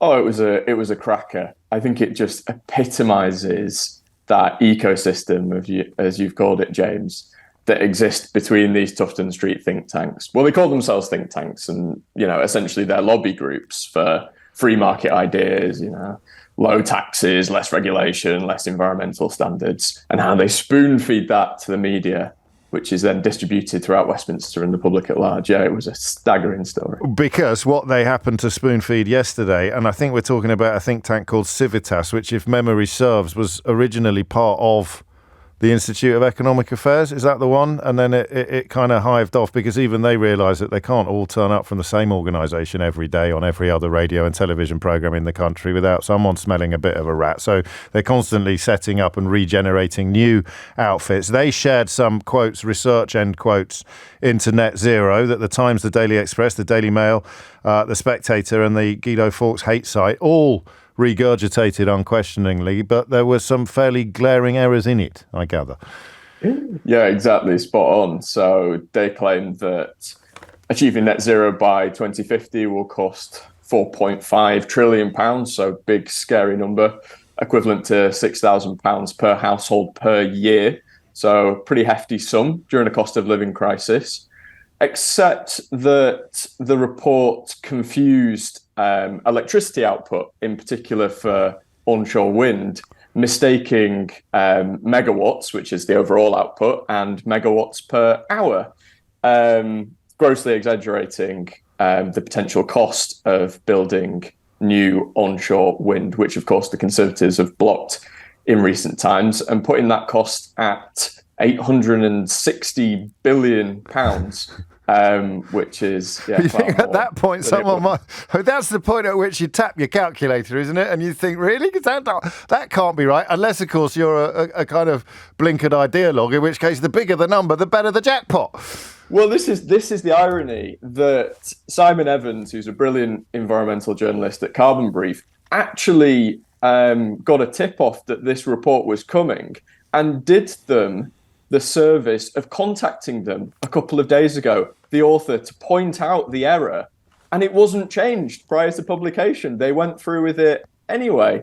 And it seems that the journalists and the editors who splashed these headlines didn't look into it any further either. And something that Simon Evans points out as well is that not only is this basic miscalculation present in the document, but it also just glaringly overlooks several other factors in the great green transition. So the declining cost of renewables, the cost of subsidizing fossil fuels currently, the jobs that may be created in the electric vehicles market. It's sort of a whitewash for a pro-fossil fuel industry. Well, and of course, as you allude to, I think it was the Office of Budgetary Responsibility that calculated not doing anything was going to cost a hell of a lot more than doing anything. So the conversation is skewed from the beginning. In layman's terms, then, if they stuck a figure of $4.5 trillion on this,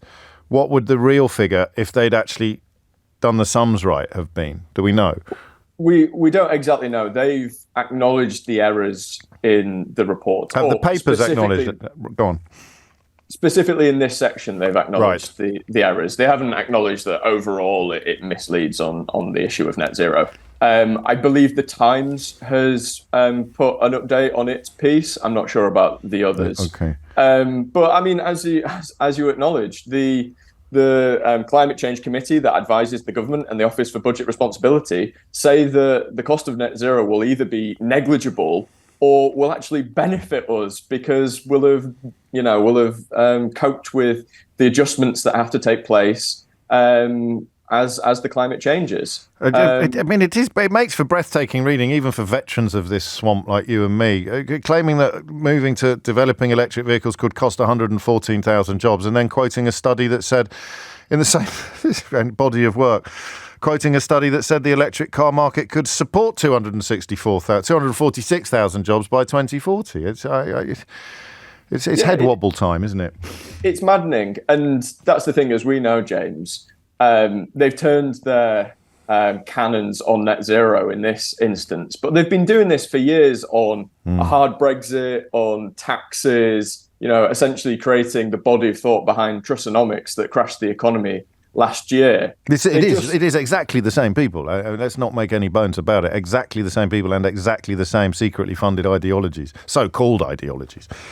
Yeah, exactly. And, they move on to a new policy area, every 6 months or so, but they still seem to be underpinned by the same illiterate science and economics that caused our problems this time last year. And yet there's only a handful of people like you and me, sadly, and a few other it will catch on. This out. It will catch on. Onwards. Sam Bright doing great work over at the Smog, just as he did at Byline Times, and I really can't recommend Bullingdon Club Britain highly enough. Always a pleasure, mate. Thank you for steering us through these remarkably murky waters. It is, and you can read Sam's work at thesmog.co.uk. It's a wonderful resource, actually, I have to tell you. It's thesmog.com, I beg your pardon, DESMOG. It's a wonderful resource, not just for breaking journalism, breaking news, as such as what Sam has just talked us through and shared with us, but also they've got like archives and resources that I really recommend you subscribe to. It is coming up to 11:59, which means we'll probably move on. I just want to read this from Rachel in Skye, because this is happening to me a lot, and I need to fix it. She says, in Scotland, families living in poverty get an extra £25 a week child benefit, hopefully rising to £30 next year. UNICEF has called it a game changer. It's taken thousands of kids out of poverty. Scotland has to manage on a budget. England is where the money grew. Why can't their government do it as well? Because every penny in Scotland is spent on the people, whereas every penny in England is spent on the politicians. I paraphrase slightly, you didn't quite say that. All but a penny is spent on the politicians. It's not quite like that, but it certainly is yet another example of prioritisation, political prioritisation being very, very different on either side, metaphorically speaking, of Hadrian's Wall. Wait for it. And speaking of Hadrian's Wall, you will no doubt have seen the story about the felled tree, the sycamore, that has, dominates newspapers today. The Daily Mail's got it on its front page. Look, they were never going to put the million kids without beds on their front page, but a chopped down tree makes it to the front page of the Daily Mail, and I find myself drawn to the humanity of the story, actually, not the dendrology. Look it up. Not the dendrology of the story, but the humanity. Well, why is this story so upsetting? James O'Brien on LBC. 3 minutes after 12 is the time. It's a mad one, isn't it? Because it's not politically salient. You speak to people like we spoke to in the last hour, Zara and Betty and Robbie, and you wonder, how can it not be politically salient? And the answer is that we have been groomed as a nation not to care about people whose children haven't got beds. We've been persuaded, but sometimes by people who do what I do for a living, not to care about them or not to believe them. Can't afford shampoo? Well, you shouldn't have had children in the first place. So that's why it's not politically salient, and it spreads from media to politician, which is why Suella Braverman exists, taking the worst excesses of the worst examples of the worst right-wing media rhetoric and trying to turn it into government policy. It's incredible, but it would be nice for the Labour Party to start pushing back. The problem they have is how do they campaign on something like that? I don't know. It's not going to help. Your children have got beds. Why would you vote for someone who's going to help others? Who was helping others? That's how you do it. We'll work it all out one day. It is 4 minutes after 12. I've got 2 or 3 things to do this hour, as well as the central conversation that we're going to have. I want to tell you my class war story, as promised in the first hour, that I've forgotten to share. We ran out of time. I didn't feel it would be appropriate in the last hour because it was pretty heavy going, pretty serious and important stuff. This hour less so. I'm going to put someone in Idiot's Corner, which we haven't done, I don't think, for a couple of days. I'll do that now. Should I do that now? I'll do that now. This is Tony from Chichester.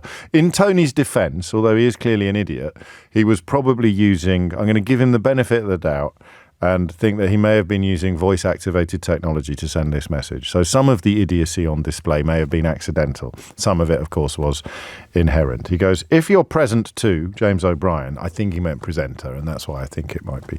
If you're present to James O'Brien doesn't understand what is so much upsetting about that tree being cut down at Adrian's wall, Adrian's wall, he should not be talking or working with the public on your radio, says Tony in Chichester, who is of the view that if phone-in hosts ask questions, then they are not qualified to be phone-in hosts.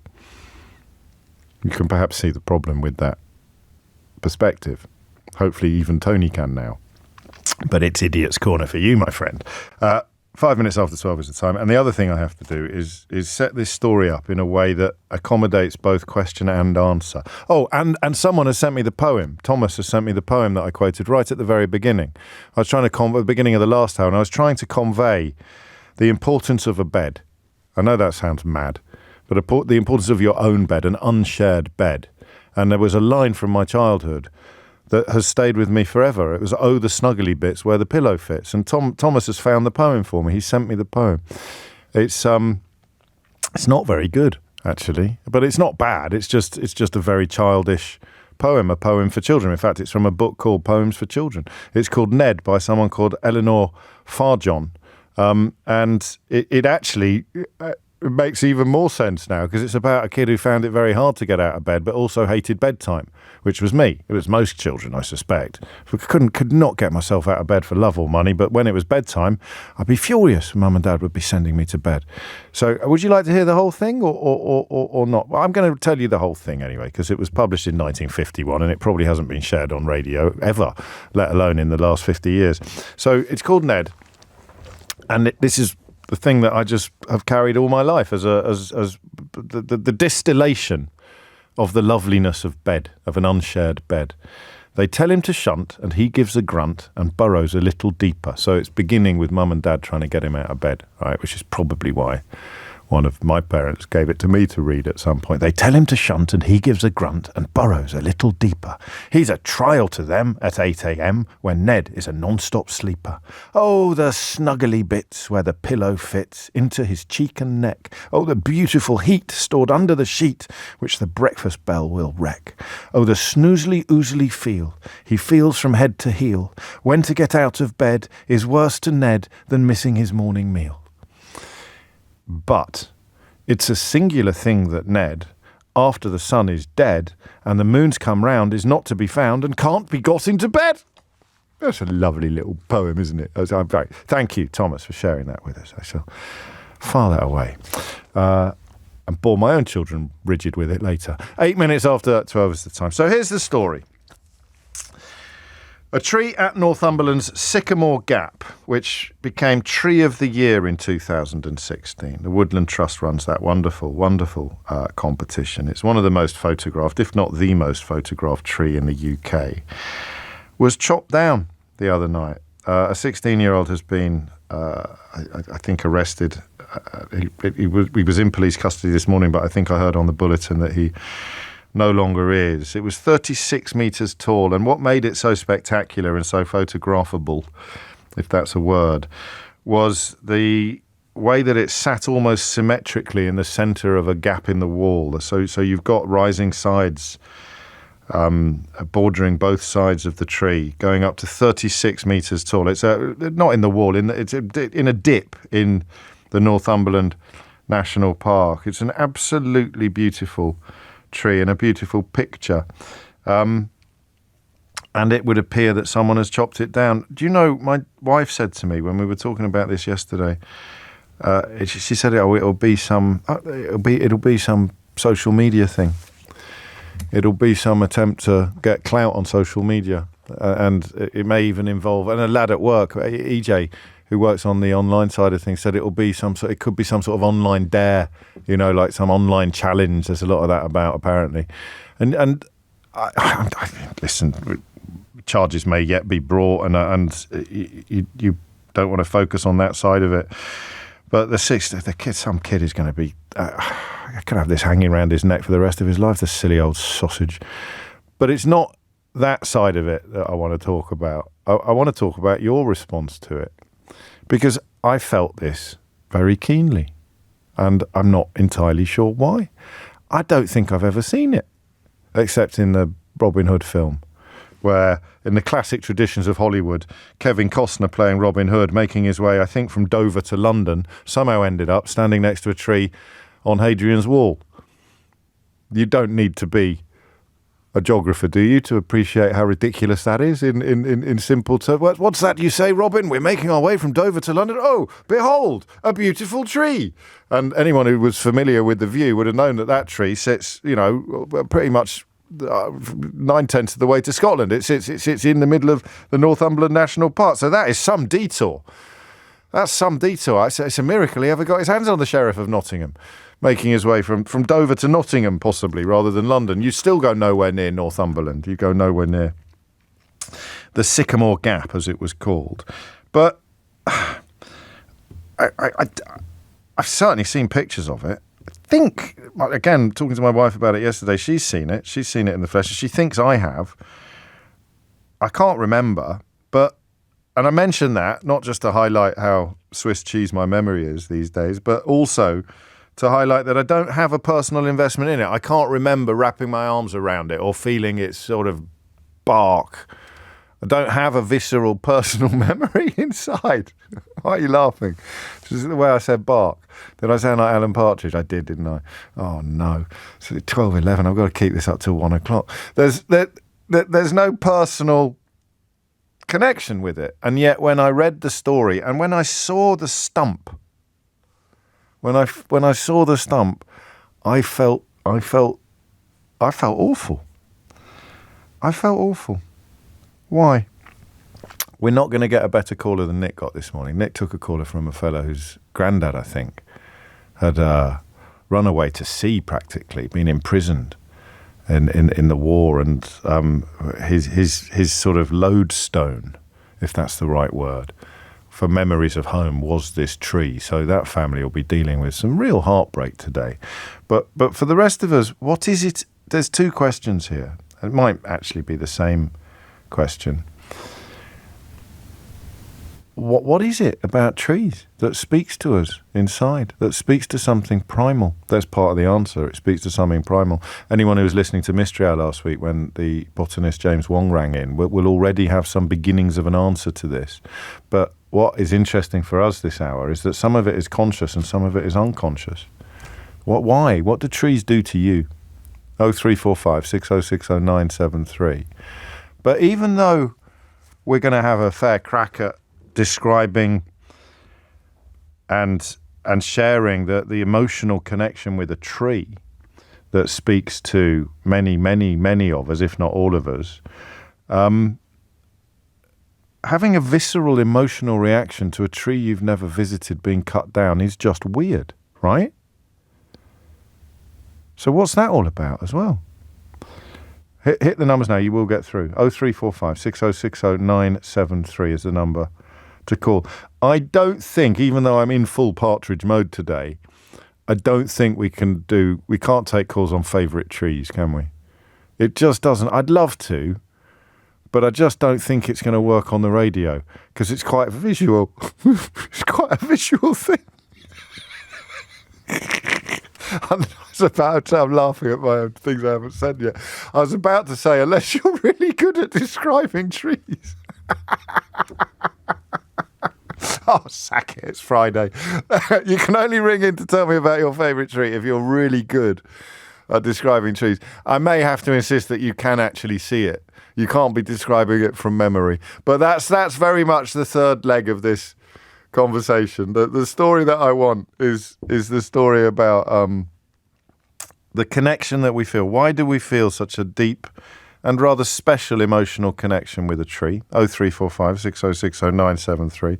Why would we, even given that emotional connection with trees, why would we feel so aggrieved by the chopping down of a tree we've never visited or seen in the flesh, in the wood? 0345 6060 973.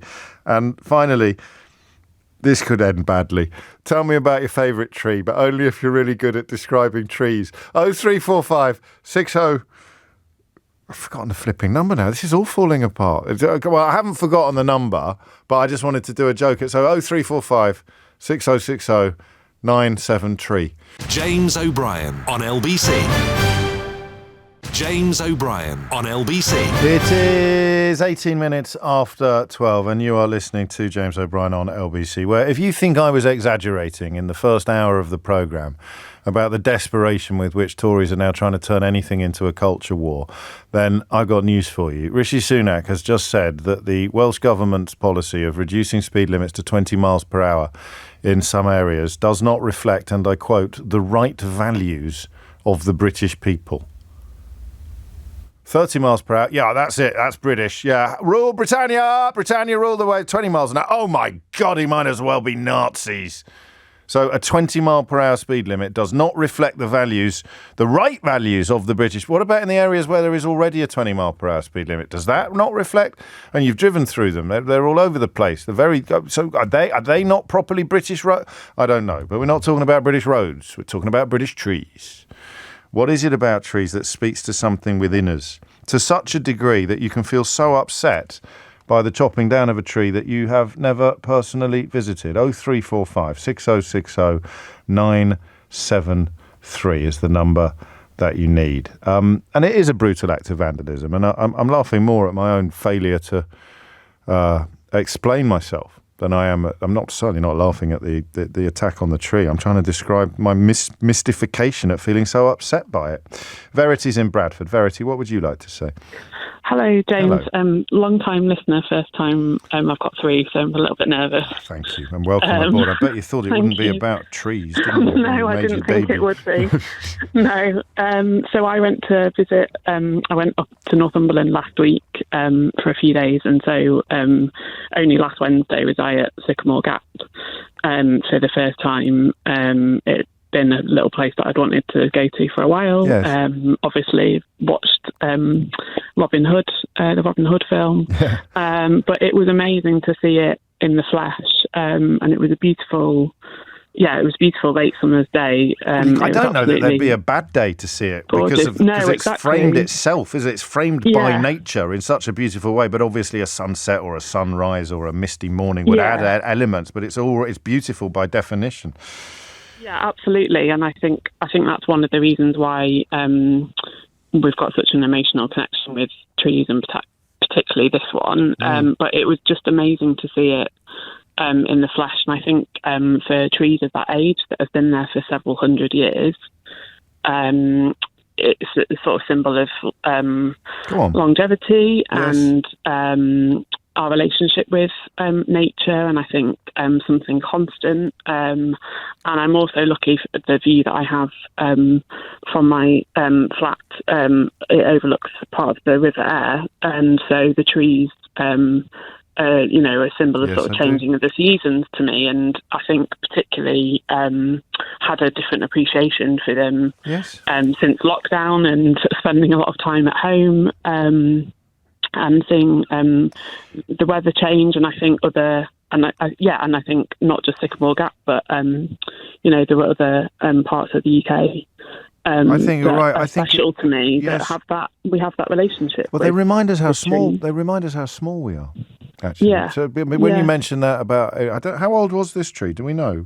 I think it was about 300 years old. I think that's what I read in The Guardian yesterday, but I'm not sure. No, but it would be. Right. So that reminds you that, sometimes I find it very helpful to be reminded of my own insignificance, because particularly if you're struggling with something and you sort of, in the great scheme of things, I'm not even going to be around as long as that tree. It doesn't. And the big skies, for me, I've said this before, during lockdown, I missed the sky so much, the big sky that you can get lost in. And it speaks to all of that, doesn't it, a tree like this? Absolutely. And I grew up in Lincolnshire, so I'm used to kind of big flatness skies. Yes. Which, long views. I don't get back to very often anymore. But and I think our relationship with nature and well-being, and I'm working with a group of vulnerable people at the moment on a well-being in nature program. Lovely. Gosh. Tell me a bit about that.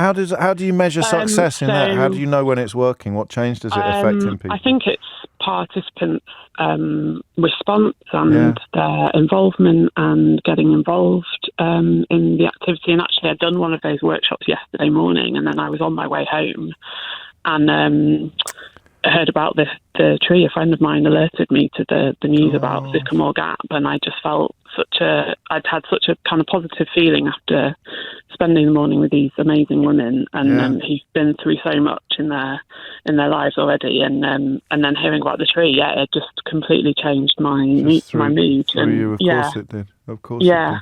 Yeah. Oh, thanks, Verity. That's a lovely start and a lovely debut on the programme, if I may say so. And there's not, again, it's one of those phonies. It's not like someone's going to ring in and nail it. It's not mystery hour. You're not going to go definitive and get a round of applause. It's almost as if every person is going to have a different answer to the same question. I'm not taking calls or reading out texts from people who think it's all ridiculous.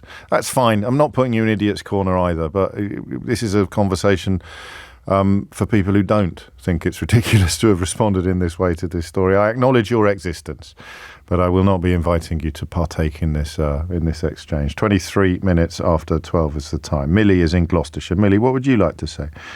Hi, James. Hello. Well, it's a strange thing, isn't it? I am frying onions, but when I was describing why I wanted to call to your producer, I got tears in my eyes. Oh. No, seriously, I don't want to end up the butt of some joke, but it's a really weird thing. We live in a house. I asked your producer to just say I lived in Gloucestershire, right? Because I don't want some social media scally turning up with a chainsaw to ruin my dreams. That's a fair point.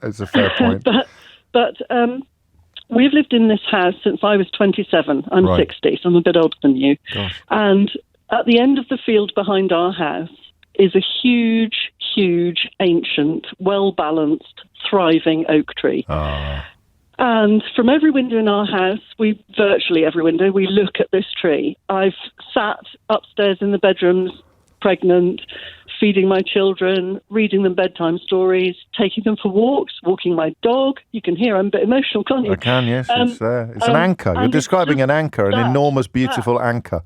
That's exactly it. And it is just a really beautiful tree. And it's full of wildlife. And we get deer that graze underneath it. And we have cranes, huge common cranes that graze underneath it. So it's an extraordinarily lovely spot.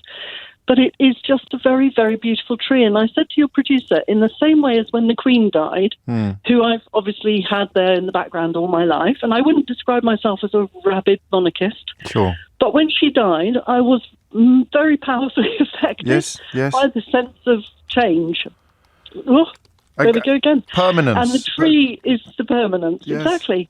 And it's just beautiful. Gosh. Did you say cranes? Cranes, As in the big birds? Yes, but don't talk about it. It might give it near away. Not those sort of cranes. No, just large crows. And then I don't know, at risk of prompting your tear ducts still further. Sorry to be sympathetic. No, don't do that. Everyone's in exactly. I've already banned people who aren't reacting emotionally to this story from contributing to the conversation, so you've got nothing to worry about. I mean, bringing the Queen into it is a bit of a masterstroke because it speaks to that sense of just being almost shaken by the reminder that things are not permanent and that they can be taken away, something that we just presumed would always be there. They can. And just to tweak it a bit more. Yes. My kids recently had to have a tree taken out of their garden. Somebody had planted it years ago and it had been given to them as a gift, not my children, but the people who'd previously owned the house, as an anniversary present or a wedding present or something. And it was a magnificent tree, but it was destroying everything in its vicinity, and it had to go. And honestly, we all felt like murderers. It was like ecocide that we were committing. It was terrible, and we've all resolved to make sure we plant lots of acorns all over the place and other trees where they can. Yes, and just to tweak everyone else's tear buckets a bit, my very best friend from school died last year, and one of the comforting things for her was to be. Sorry, here I go. In a woodland burial ground. So you can visit her. And she chose a hawthorn because it does berries for the birds. So I think trees and humans have a long history. I think you've made that absolutely crystal clear, Millie. Thank you. Sorry, snivelling on national stop radio. apologising, will you? It's nice. It's sharing. It's humanity, and what you've done is nail down both the mystery and the beauty of it. Why on earth would we get emotional about trees? Answer: because of where they take us.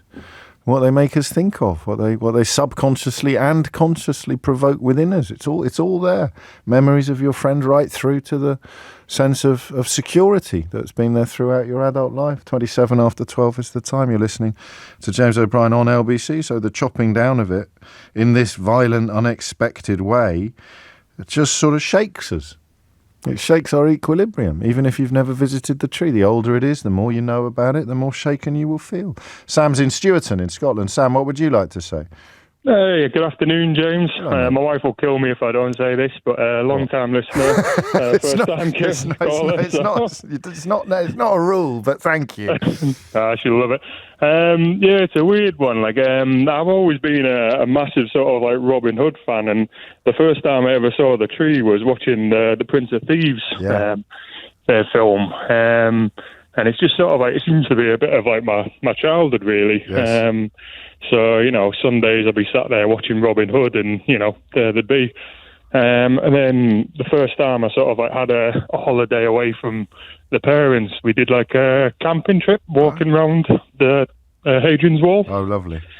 Yeah, sort of like 16, 17 years old. And sort of every time you see the picture of the tree, you know, you get like flashbacks to, you know, the childhood, really. And yeah. It's just a bit sort of like, you know. No, I do. Like, yeah. So I mean, that's the celluloid representation of it is really key. Actually, there's one bloke there who's quoted in the Times today. He'd come from New Mexico to show his wife the tree. I mean, they were on a walking holiday. It wasn't a flying visit. They didn't just fly and see the tree and fly out again. But that's how iconic it is. So I mean, they thought it had fallen down originally. Why? And this isn't what you rang in to answer, and you may not be able to. I'm not sure I can. If it had fallen down in a storm, we wouldn't be feeling what we're feeling now. No, I think that would just be a kind of natural sort of, you know, happening, you know. So you kind of, I think there'd be a lot of people who'd still be a bit upset about it, but it'd be a kind of, you know, well, it can't be helped, you know. Nature read into whatever the arboreal equivalent of nature being read in tooth and claw might be, but an act of humanity, or rather a human act, just flipping jars, doesn't it? It's a bit sad because in November we've booked ourselves a little holiday home not far away from the wall, and my wife, she's never been up there. Like I love Hadrian's Wall and that area, so I've always sort of like said to her, we'll go there with the dogs and, you know, go to the Sycamore Gap and have a little picnic, but, you know, sort of. Well, the Gap, we can't do that now. No, well, you can. It's just, I mean, I'm not being glib, but the tree won't be there. That's all. But no, you're touching again. As with all the calls on this, it's there, isn't it? You can feel it, and you can articulate some of it, but you can never articulate all of it. The final paragraph of the Times story is of a piece with the whole thing, really, because there is a sense of the absurd, but it's attached to the tragic and the beautiful. And this paragraph, I had to read it twice before I understood exactly what it meant. It says, in 2003, the Sycamore Gap avoided being felled after a helicopter hired by a TV crew crashed 30 metres away, narrowly avoiding the tree and the presenter Alan Titchmarsh. So there it is. 12:31 is the time. Headlines now with Amelia Cox. James O'Brien on LBC. James O'Brien on LBC. It's 12:35. You're listening to James O'Brien on LBC, where we are somewhat unexpectedly discussing the national sadness about a tree being chopped down in Northumberland yesterday. The story's got the lot in many ways, except the surprise of the central character. A photographer who lives about 45 minutes away turned up immediately because he thought it must be a hoax. But the rumours began to spread that it had been deliberately felled, and people found it impossible to believe. You can understand why. First reports were that it had been blown down in a storm that night, but no, it was chopped down, clearly chopped down. And a 16-year-old local boy, has reportedly been, he has been arrested. So why? What is it? So I of course, I forgot that some of you wouldn't have heard Mystery Hour. James Wong, who you will know as probably the most famous botanist in the country, isn't he, really? But he's a brilliant communicator, truly brilliant communicator. Did a wonderful Full Disclosure episode with us last year. And he explained, it was one of those magical moments on Mystery Hour, actually. One of my all-time favourites. I said so at the time. I gave him a Ray Liotta. Someone rang in with a question about views.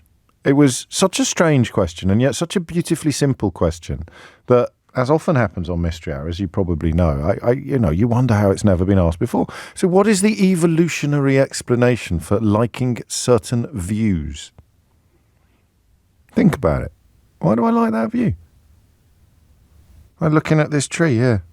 Why is that more pleasant to me than looking at that mug over there? Why? Inanimate objects, effectively. I know a tree's alive, but, looking at... It varies. Why do we like that view? And James talked about the... I forget the words he used. It protection and produce. Protection and produce.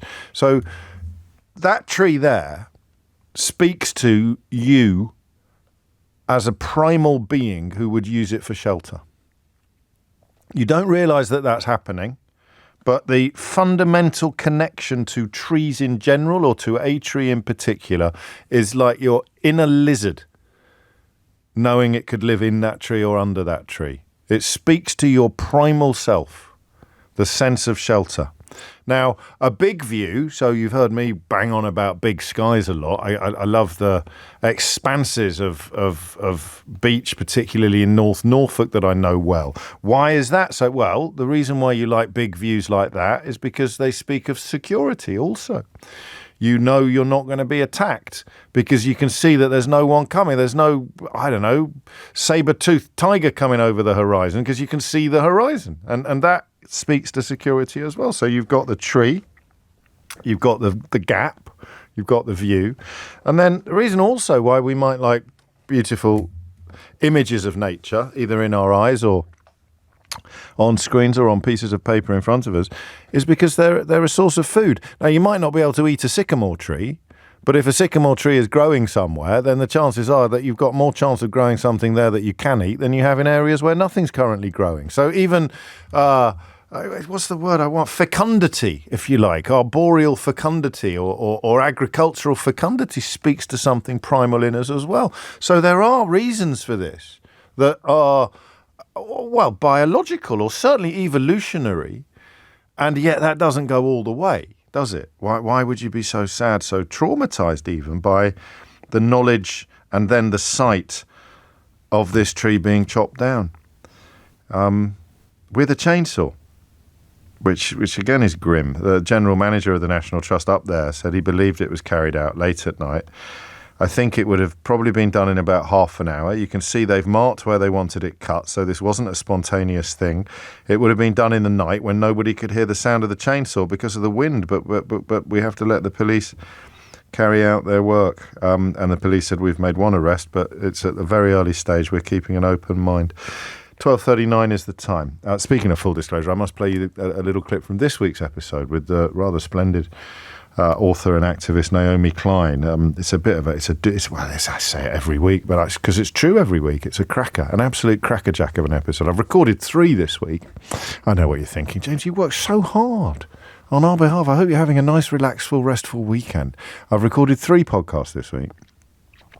And we address, actually, a little bit of the imbalance between the number of male guests we've had and the number of female guests. So you'll get Naomi Klein this week, and then in the coming weeks, you get Susie Dent and Mary Beard, who actually had quite a lot in common, those two, in terms of their enthusiasm for their very different subjects. In Susie's case, of course, words in general, and in Mary Beard's case, history in general, and the Romans in particular. But 3, for the privilege, the unbelievable privilege of spending 3 hours in the company of 3 incredible women, all of whom you'll be able to enjoy via the Full Disclosure podcast. But James Wong's is on there as well. There's a whole archive of it. Let's get back to the phones and stop blathering. Paul's in Ware. Paul, what would you like to say? James, hello. Good afternoon. Hello, mate. We've walked for charity, Hadrian's Wall, 4 times. And each time we walk it, we put a little message on a stone by the tree, what the charity's for, who it's for, yes, etc. Now, not only that, it's a place where people have put their ashes of their loved ones. It's a place where people have proposed, etc. It's just I'm so gutted. Oh, mate. Yeah. Not only that, why? Not why are you gutted, but why this tree? Why does this tree speak to you more than other trees? It's such a memory for so many people, and it's a focal point for, because you've got Twice Brewed, the pub and hotel, which is probably 2 miles to the south of the tree, which is like we're at the tree, so we're going to go get a drink. That's our sort of psyche on that one. But it's just such a shame, and I can honestly see this being like a little sick trend now. I can see. I can. Yeah, because anything for attention.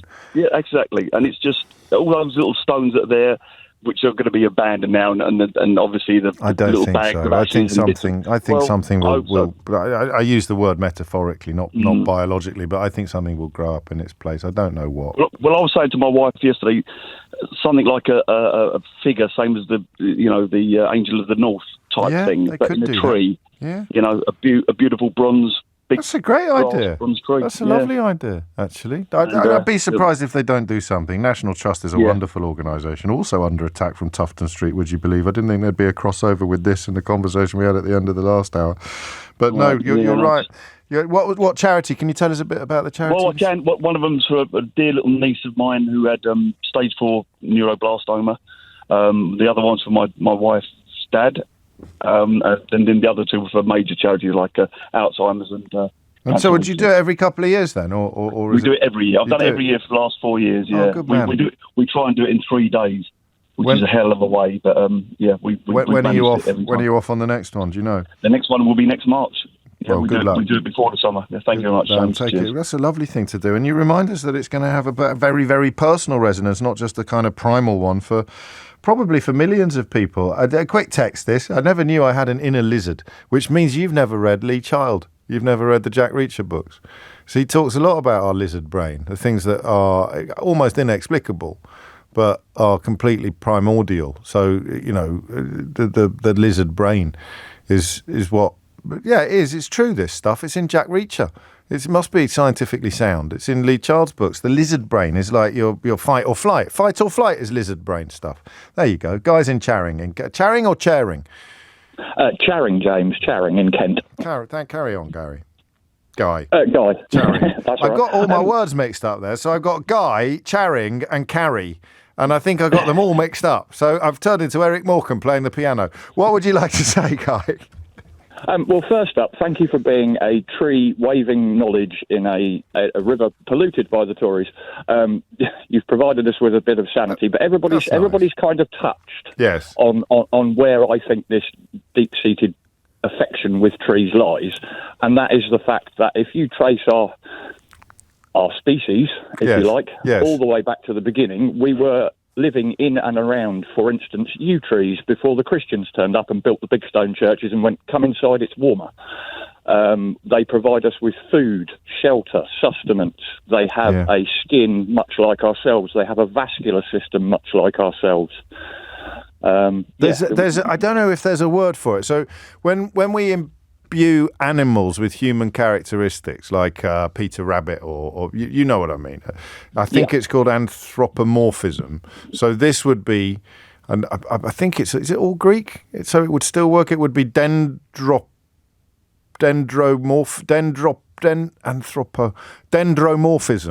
No, I'll have to take your word for it.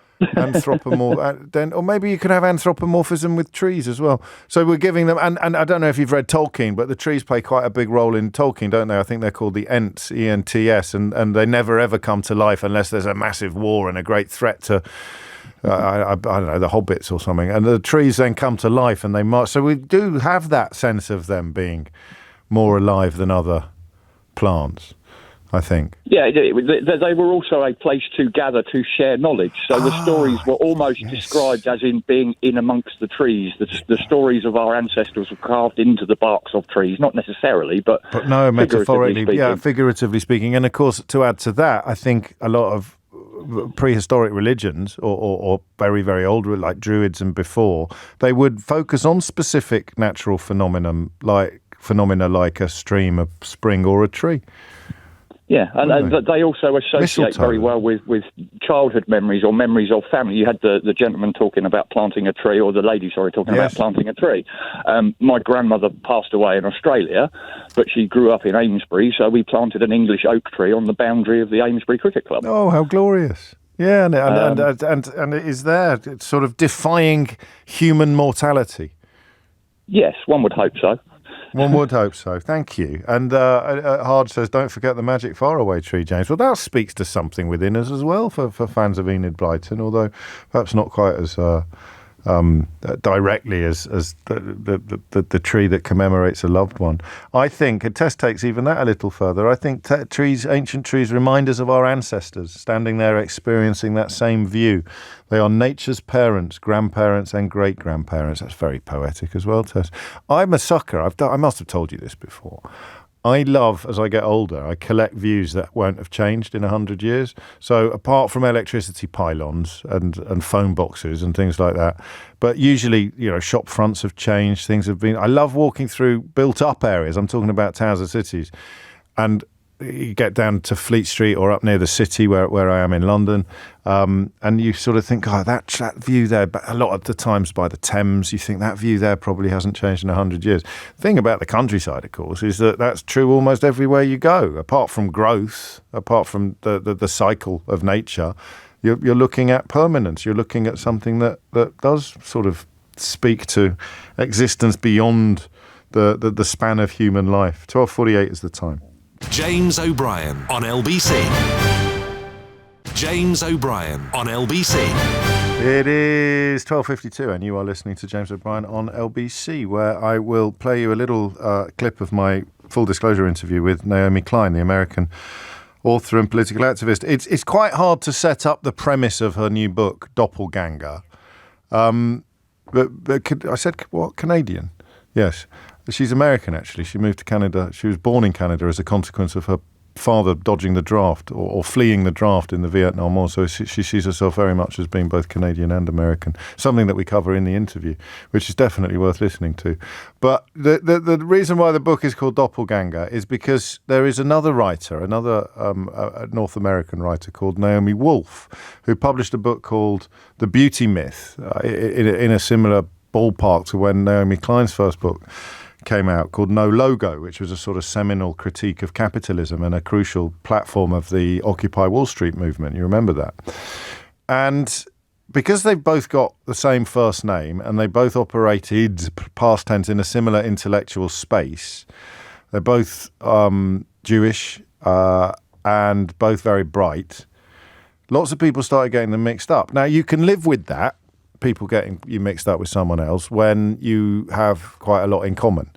But the other Naomi Wolf, has gone full kind of GBBs, is the best way of putting it. She's gone full conspiracy theory.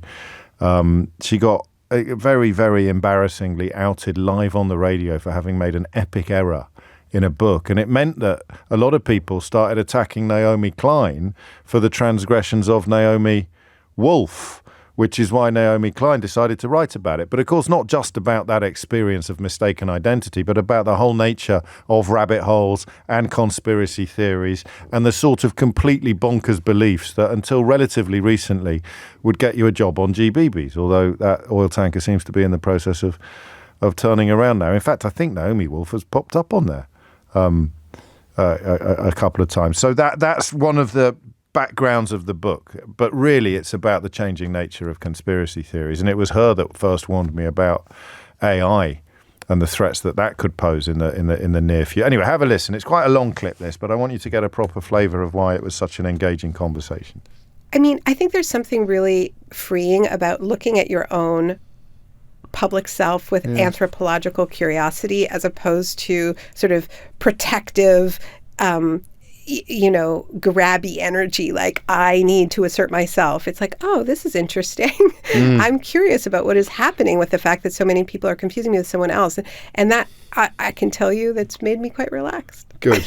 Yeah, but that comes across. Well, you tell us, don't you? But the sort of universal nature of it is the bit about all the people you've encountered who can't speak to their family members anymore. The journey that these people go on which you examine through one experience, but really it's countless experiences, isn't it? Yeah, and I think that the isolation of the pandemic really exacerbated it because, you know, the self is, we understand who we are through a combination of some internal sense of self and who the world reflects us back to us as being, right? Or who our friends tell us we are, who our family members tell us we are. If you're a public person, then maybe you have listeners who tell you who you are. During the pandemic, we lost that external piece. So we went online to try to find some simulation of that community, that network of friendship, but it's not the same. And so I think people started falling down the rabbit hole much more quickly because they didn't have the usual networks pulling them back, going, that's actually not you. No, come back, Grandma. Also, they were working very hard to convince themselves that it was the same. So I found it hard to do phone-ins on this because I didn't want to open up the phone line to the people who were lost, as it were. But when we hit upon the tactic of talking to the people left behind, then it became absolutely fascinating and heartbreaking at the same time. Absolutely, and I'm finding that. Speaking to partners, not just cousins and friends, but partners, sharing a house with someone who thought that their new Facebook friends were their real friends, and their old family and friends were being increasingly excised from their life. Well, there are women who wouldn't sleep with their partners because they didn't want their vaccines to shed onto them. Which is an absolutely fantastical story that my doppelganger played a not insignificant role in spreading. And the separation of sewage, that was her as well, wasn't it? Yeah. Mm-hmm. So was there a point then that where it, get this right, so it's so bonkers that it doesn't bear looking at or thinking about, and then suddenly it's still bonkers, but it does bear. Yeah. It is a correct subject of inquiry. Well, I mean, it sometimes seems half the population, certainly when I'm in the U.S., that has just taken a flight into a world where they can just manufacture facts at will. And I don't want to pretend that everybody who's not them is very seriously looking at the facts all the time. I mean, I think we all have ways of distracting ourselves and disappearing into our own vanities and egos, and it's very hard to be alive to the weight of our moment of intersecting crises. But that is different than just deciding you're just going to make up a whole bunch of extremely alarming facts, like these vaccines have caused a genocide and the government is hiding it from you. So that affects everything. Like if you have a large portion of the population that is just deciding to sever from any shared reality, how are we supposed to confront any of the crises that we face? So that's when I decided that this was a worthy subject. As somebody who's, I work at a university, I teach, courses about the climate crisis. I help lead a research center about climate justice. I still care about all of that, but I really am concerned that we're not going to be able to make any progress at all if we're not looking at this piece of it, which is huge, which is just the world of conspiracy culture and make your own reality. That touches on a lot of the conversation we've had together, but she's so bright. It's quite intimidating, to be honest with you. It's a bit like being in a room with Sheila Fogarty. I am going to leave you with a poem. This isn't going to become a regular feature, but given that we stumbled across that poem from my childhood earlier, and we've spent an hour talking about the Sycamore Gap, the tree in Northumberland, this is one of my favourite poems by Philip Larkin called The Trees. The trees are coming into leaf, like something almost being said. The recent buds relax and spread. Their greenness is a kind of grief. Is it that they are born again and we grow old? No, they die too. Their yearly trick of looking new is written down in rings of grain. Yet still the unresting castles thresh in full-grown thickness every May. Last year is dead, they seem to say. Begin afresh, afresh, afresh.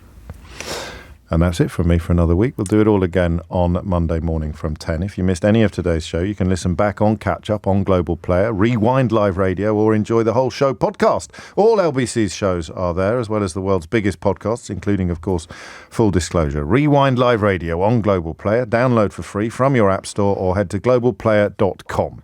Tom Swarbrick with you at 4 on LBC, but now it's time for Sheila Fogarty. James O'Brien on LBC.